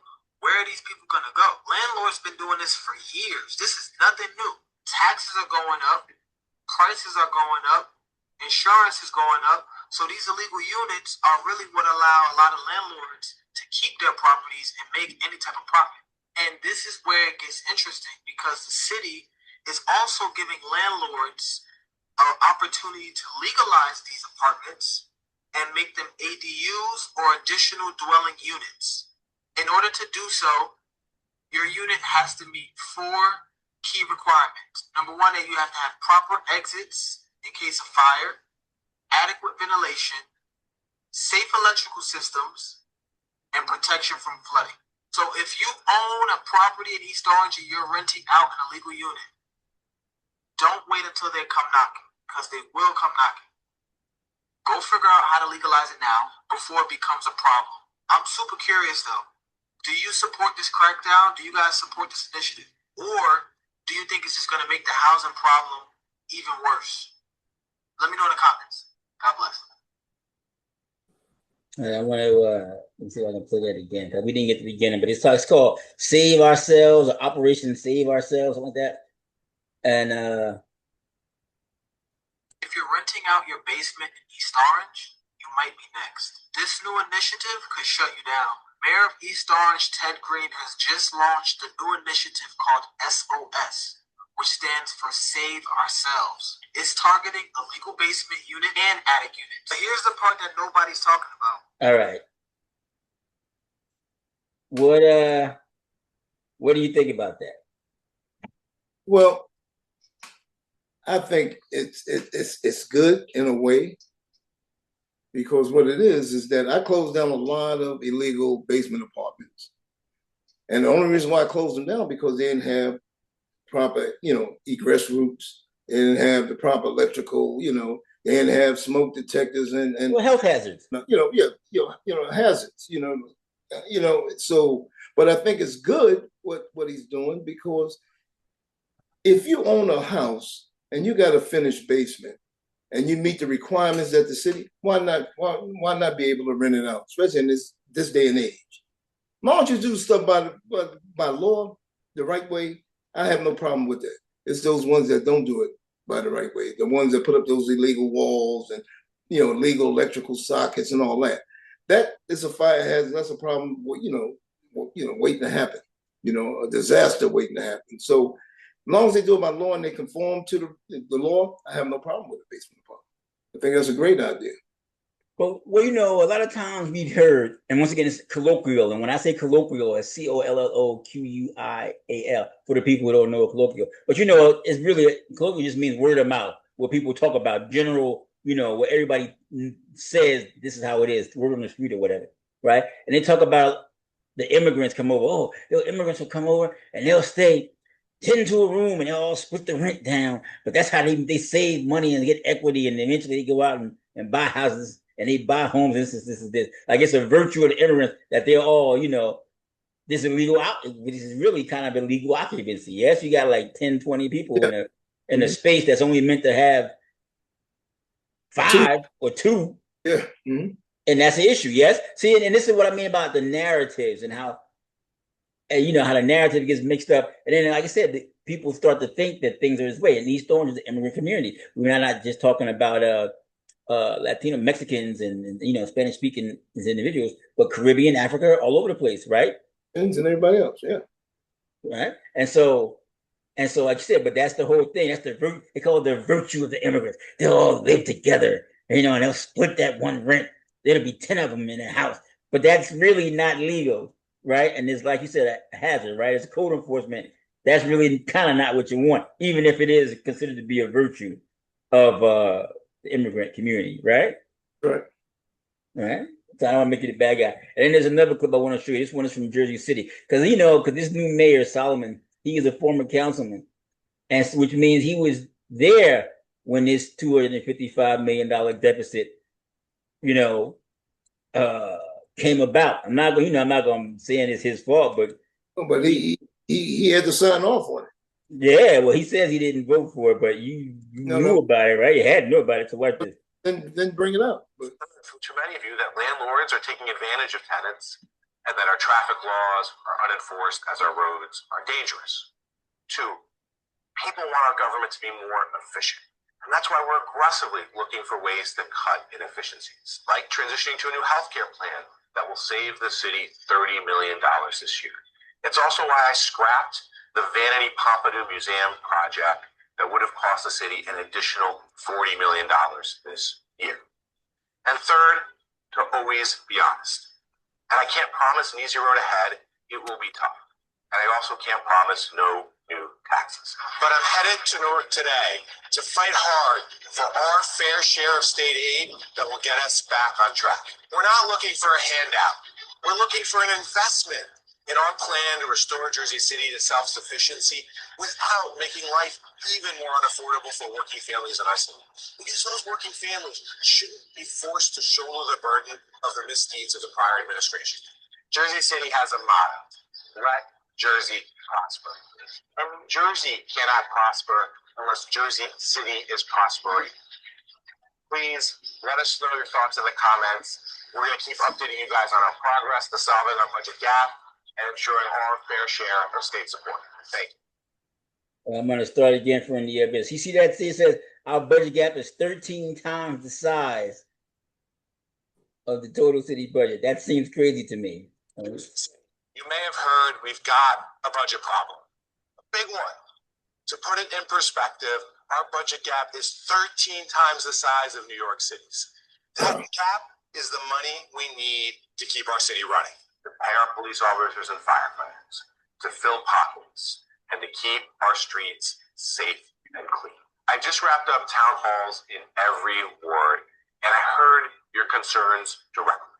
Here's what resonated with me and will be guiding me as we meet this challenge together and as we work with our state leaders for support. First, our response to this crisis cannot fall on the backs of working people in our city who are already stretched too thin. That's why I am laser focused on finding new sources of revenue, like finding bad landlords and actually enforcing our traffic laws. Because we've heard from too many of you that landlords are taking advantage of tenants and that our traffic laws are unenforced as our roads are dangerous. 2, people want our government to be more efficient. And that's why we're aggressively looking for And I want to stop that because we saw that part. But yeah, when you hear that, like I said, to me, that's a cool. And then, like I said, you see Jersey City, and they've been building, right? I'm talking about the misdeeds. They've been developing everything. Especially the front. Right? And there should be money everywhere. Goldman Sachs moved from Manhattan over here, over to Jersey City, right? A lot of the Wall Street companies moved from over there to over here. What's going on? What do you think when you hear that? Because like I said, to me, that's a code enforcement issue. Like you said, they ain't collecting their money. Yeah, one thing that jumped out at me was when he talked about code enforcement. I had a meeting with Philip a while ago when matter of fact, that's former Jersey City Mayor Steve Phillip. Steve Phillip. I had a meeting with him in 2019 to help him with his code enforcement issues. All right. I had a meeting with Philip. We talked about it. Matter of fact, I had 3 meetings with him. I was gonna come in and wanted to come in and work on his vacant abandoned property problem, and showed him the revenue that could have been made in Jersey City. Came in with actual numbers. I had did the numbers where you had, I can't remember the exact amount of vacant abandoned properties you got, but it would brought the city in anywhere from $3 to $10 million easily. Fix that problem. I met with the Mayor Saya. I met with him in Patterson with my, vacant abandoned problem proposal. I couldn't get anywhere with these guys, man. Even though I was doing it, I was doing the vacant abandoned property in Burlington City, Burlington County, Willingboro hired me, Delran, Hamilton, Bridgeton. So I had those contracts once I left the city of East Orange because everybody, I was the hottest thing, help me with my vacant abandoned property program. I even wrote the 9-step approach to vacant abandoned property that's been on the state's website since 2016. It's still on there today. If you Google vacant abandoned VAP on the New Jersey League of Municipalities site, Dwight Saunders is gonna come up with his 9-step approach. Googling the 9-step. I wrote the footprint for each one of these towns in New Jersey to follow. If they'd have followed that, they'd have been successful like me. So I've done the work because I got hired in 5 different municipalities, but no one up this way would hire me. No one up in Essex County, Jersey City, Hudson County would hire me. I don't know, maybe the politics, but down South Jersey, that's where all the contracts I had. Well, that's what I was saying. It seemed like you missed the in and out, right? You're in, you're out. You Gunsmoke to me, but to them, it's you're in and you're out, right? You got skills. They recognize the skills and abilities, but it's like, what do you say? Don't toss out the baby with the bathwater, or don't shoot yourself in the foot or something like that. You know what I'm saying? It's like, but it's like, but, or something like that. Because I don't get it. Because, if the goal is to just be to get the job done and to bring in this money that you need, right? And not have to go back. Because, that's funny, not funny. But Solomon asking the state to step in and give them money, it's like, you got to ask for a handout. Mm-hmm. And whether or not they decide to give it is something, right? Because I know you old remember when New York City had its problems under the mayor Lindsay, and they were talking about the federal government says drop dead because they had to go to the federal government and say help us out, bail us out. Right. And that's back in the 70s with the whole Bronx is burning with landlords who felt it was more economically feasible to burn a property down than to rehab it or whatever, right? And so he had all these burned, abandoned buildings. Arson was rampant back in the which was a code enforcement issue, right?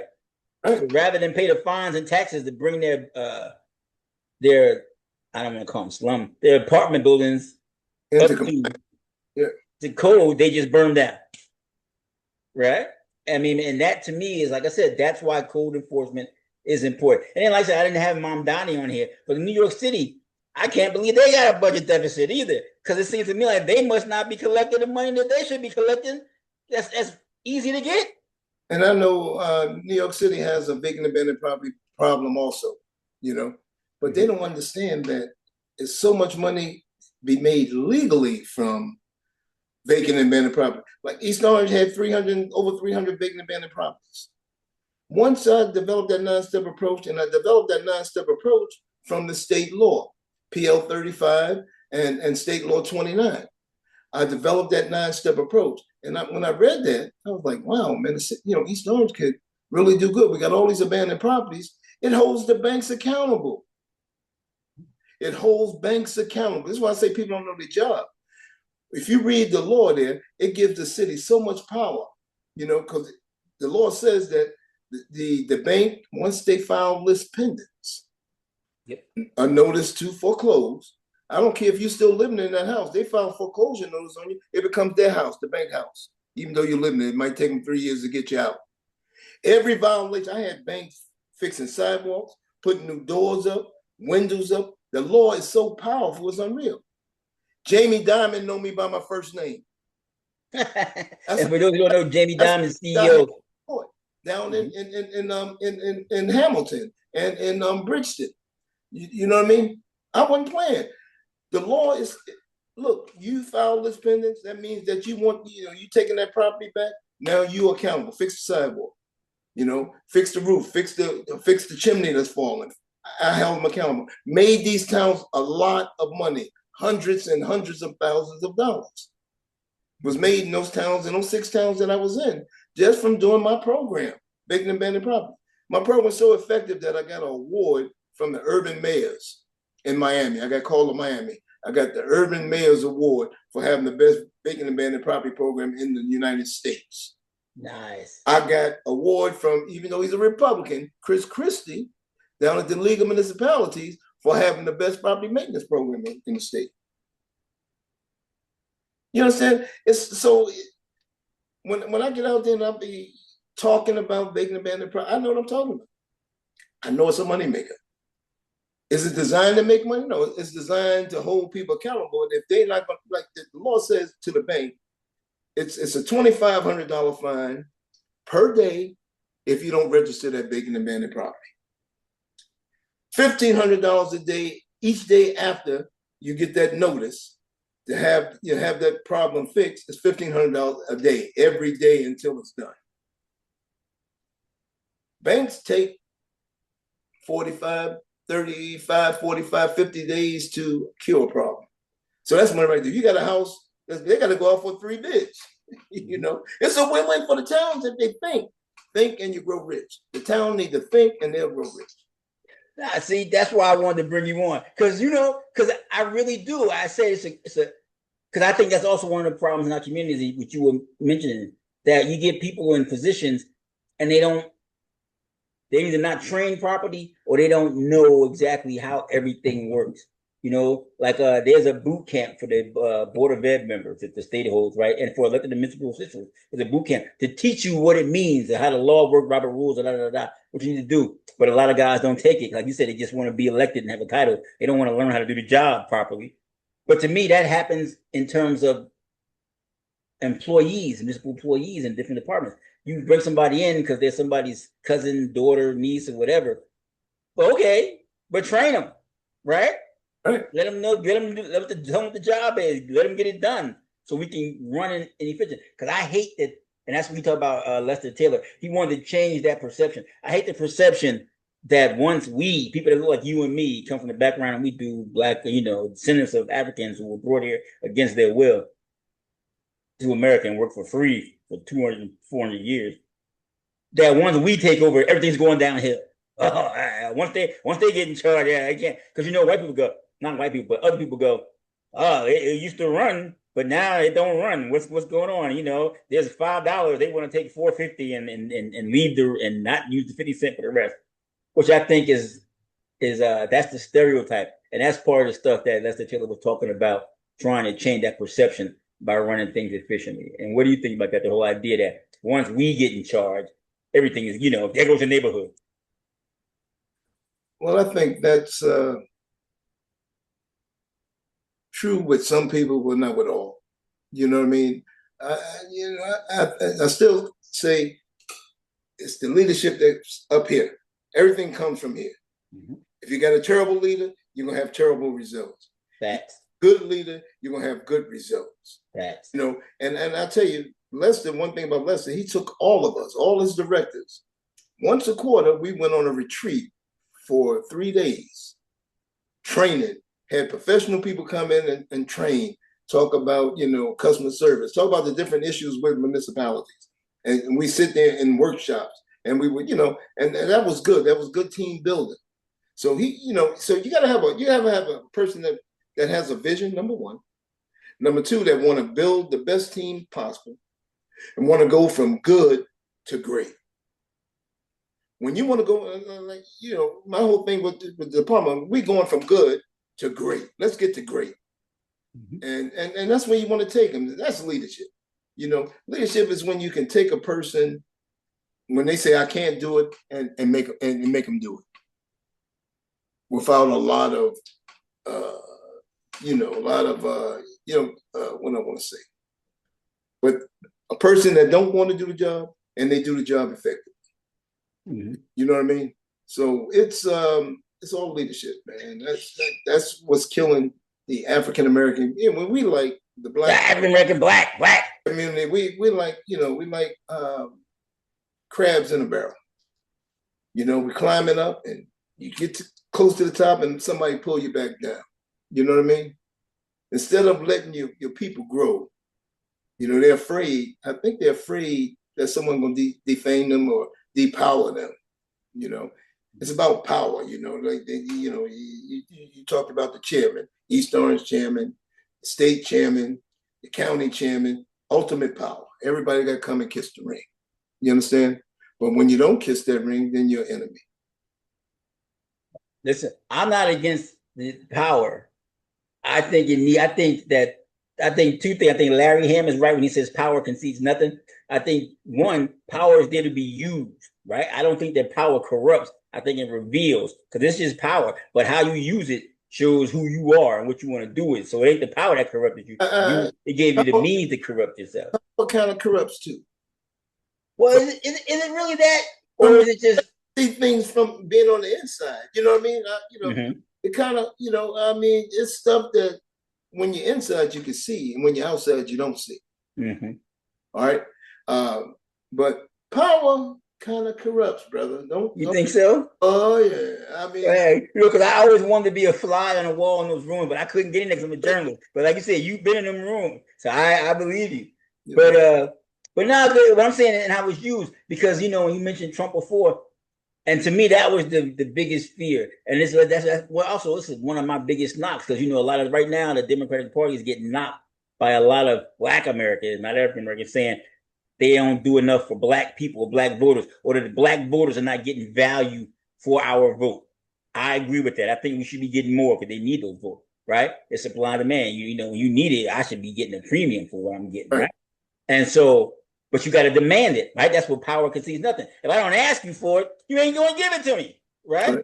That's right. If I only ask for a job for my cousin, all right, give him that one job. But what about the 100, my 4,000 constituents over here? You feel me? And to me, that's when people say that they forgot about it, because you're benefiting you and yours, but not benefiting everyone, right? And I believe that does happen. And to me, that's a lack of power or vision or strategy, or just don't care. But then again, you got elected to vote, represent these people, but then you seem like you're not representing their best interest. That's my personal screed with that and my personal opinion about that. But listen, it's almost 3:30. I kept you on here for a while because you're so interesting. I want to bring you back. I want to have you back when I had things before, because like I said, you're always going to be Gunsmoke to me, right? Tough guy, right? In his white suit and his black hat. And so are you still in business now? If so, where can people go? Somebody wants to get your services. You got a website, social media? Where can people go? Well, right now I shut the business down, you know, because politics. You know, I'll be honest with you, you know, I mean, I was out there, man, killing them, man. I was out there really helping these towns, but there's people that don't want to see that done, you know. And when I was taking on the big banks, and the big banks really came at me hard. All the presidents, man, of Chase, of PNC, man, look, I could share some information with you, man, that, you know, I was a target, man. You know, this Hold on, when you mentioned Jamie Dimon, that's who Jamie Dimon is, the CEO of Chase, yes? I mean, he's, Chase is, after the 2008, Chase is it. They are the top Wall Street people. they really came at me, man. So is my business stopped? Sort of, but I'm not out there, soliciting contracts anymore. I had, like I said, I had 6 contracts, did them for 2 years. You know what I mean? So, and I was getting 30% of the money I was bringing in. Nice. So it's incentive to do it. Yeah, I mean, because I didn't ask for anything. I said, you just give me 30% of the fines and 30% of the registration fees. It was a win-win for me. So I had skin in the game, because I had to use my vehicles. I had to hire my folk, my code enforcement officers to get out there. And so, but it was a win-win for me. So it was very profitable, It was a win-win for them too. Yeah. Because if you don't produce, you ain't got to pay nothing.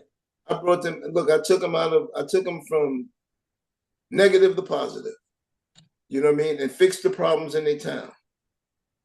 So any advice for any of these municipalities who are having these budget deficits, these budget gaps, any advice for that? Because I agree with you. I think, once again, I told you before, leadership in the poor leadership or lack of good leadership in the Black community has really, really hurt us. And also leadership in general is always an issue with me, because like you said, you gotta have a good leader. Because if you don't know where you want to take your people, or you don't have a plan to lead them there, how are we going to get anywhere? That's right. Right. And so any advice to these municipalities and the leaders of these municipalities, leaders of these political organizations, well, we've really been the municipalities on how to help bridge and fill these budget gaps and avoid these budget deficits and things like that. What would you say if they ask you, what can we do? Why?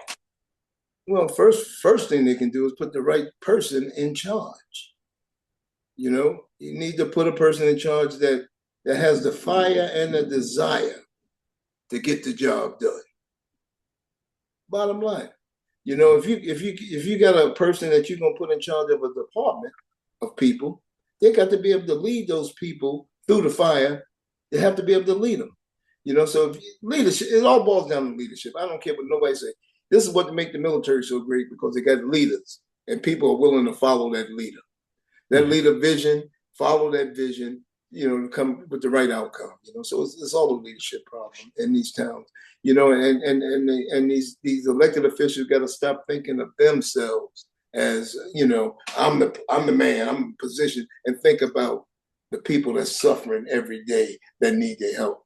If you take care of the flock, they'll take care of you.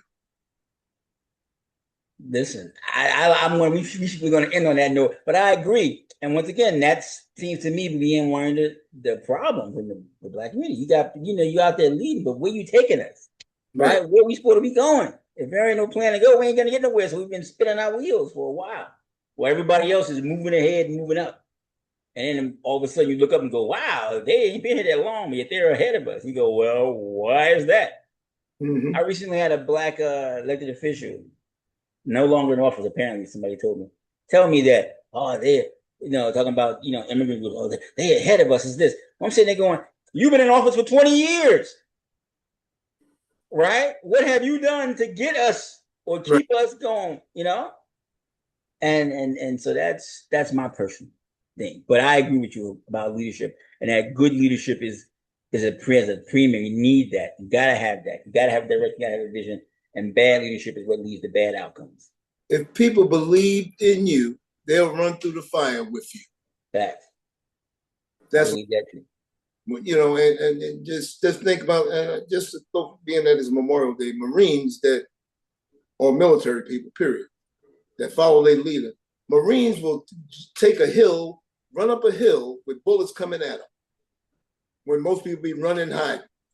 That's leadership. When you can make a person run when bullets coming at them toward the objective, that's leadership. Now listen, right? You hit my button, because when I was graduating high school, I went to the different branches because I wanted to be a writer. I figured I'd go and go to war, get some stories, and come back and write stories about stories. But I did. But I went to the different branches, and that was the question. The issue was, like I said, if somebody told me run up that hill, would I actually go? right? Because you know your mind going, this bullet's flying down, and I don't know what the right thing to be doing. But like you said, to overcome that is and to have somebody who inspires you to put that aside to accomplish that goal of taking that hill, that is good leadership. And it wasn't until I spoke with a hillside police officer, I can't remember his name. I just remember his khaki pants. He had a khaki outfit, right? And you know, I mean khaki meaning like, you know, what's his name? But I asked him now, he's a Vietnam vet, and he was a police captain, and I used to take the police reports when I was covering hillside. And I told him what I've just told you now, that, you know, I went to the Marines and the Army, the Navy wanted to put me in a sub. And I said, you know, I don't know, you know, if somebody put me, you know, I didn't know if they told me to go up that hill, I would go. And he told me, you would go because all your friends are going. And when all your friends are going up that hill, you're not going to be the one that left behind or let your friends down. You go up there to make sure your friends was okay. That made sense to me. If somebody had told me that at 18 when I was going, I would have probably signed up for that, because I do believe in that. But that goes back to what you said about leadership. You got a leader who inspires you, and you know, and your rest of your troop mates or your battalion to go and do that. Right? This is what we got to do. Let's go do it. And so that's what's up. That's why I call you Gunsmoke. Gunsmoke. All right, Chris. All right. So yeah, so I'm gonna hope to have you on again. And that's this. I'm gonna cut this off, and then I'll send you a copy of it. I'm gonna post it. But thank you very much for showing up for Memorial Day. I'm going to say thank you for your service, but I think it's kind of a cliche now. I kind of don't like it when they keep saying thank you for your service, because to me it's just like lip service now. You know, I mean, it had. I'm not that it has lost its meaning. I think people just say it, but they don't really mean it. You know. But to me, I can look at you. I've seen the service that you had post military as a veteran, still serving, and that to me is what's up, right? A leader in your community, and that's what's good. All right. So have a great day. All right. And I hope to see you again. Hope this was a good experience with you. And you want to come on? Because you know, I like people who want to say what they want to say. Because that's what the problem. Now, you mentioned up here in Jersey. Yeah, man. The problem is getting people to keep it real for fear of you know, they say, oh, I get blackballed. I don't care about me. I don't fear. Have no fear, man. There's no fear here. You say what you say, be a man about it, and let the chips fall where they may. If someone don't like it, it is what it is. You know what I mean? But I'm going to do the right thing. If I say I'm going to do something, trust and believe Dwight Saunders is going to do it. You know, AKA Gunsmoke, he's going to do it. Get the job done, you know? But that's what you know, I don't care about, you know, I mean, when you don't fear anything, you know, real quick before you go, tell you something happened to me real quick. You know, I retired from Union County Sheriff, right? I retired in 23. 22, I was working, well, you know, I was working in internal affairs in the jail. Okay, right there in Elizabeth Avenue, Elizabeth Plaza. The jail closed. I mean, you know, they only made it a hub. So they sent 200 officers out to different institutions, some to the Green Monster here in Newark and all over the state. They left 50 people back at the jail as a hub. So somebody in Union County get locked up, they bring them to the jail and they transport them to the Green Monster, you know, Essex County Jail. There was a call that went into Senator Centauri. When they closed the jail, Dwight Saunders shouldn't be saved. I'm out of East Orange. I'm out of Essex County now. You know what I'm saying? You know, but the call went in to the senator, who I had raised a month before that $30,000 for. You understand? On his fundraiser for, you know, the Senate, right? But a call came into him, I shouldn't be saved. What happened? Union County Sheriff brought me to his department. Listen. So I think I'm the most scared person in East Orange. They're really afraid of me. For what? I don't know. I don't kiss ass. I do the right thing. Well, yeah, not scared, feared. But listen, I'm smiling when you say that, because I had an argument with the principal of the school in Brooklyn who lives in Jersey. Moved to Jersey. She's not from Jersey. Lives in Jersey now. Still works in New York City. And I was telling her about Jersey politics. And I said, it's ruthless, right? It's worse than New York. No, it's not. I'm saying, no, you don't understand. In Jersey, they want to kill you, your family, your cousin, your son, right? I mean, you know, once you didn't cross the wrong line around people, it's you know, it's like, oh, not it's worse than omerta, right? They want to bury you and get out of it, right? And she just wouldn't believe me. She just was arguing with me. I'm saying, no, you don't know what you're talking about. That's how I knew she didn't want you to talk about. And so the conversation was over, right? Mhm. But what you just said, yes, that's what it is. And that grudge, and it'll go on forever, man. So I get it, and I believe it, and I have seen it. You've seen it more than me. I done seen it quite a few people. You know what I mean? I done seen it, and it's from the top. That's all I'm gonna say. All right. Thank you very much, Gunsmoke. All right. I'll talk to you later. All right, man. Take care. All right, bye-bye.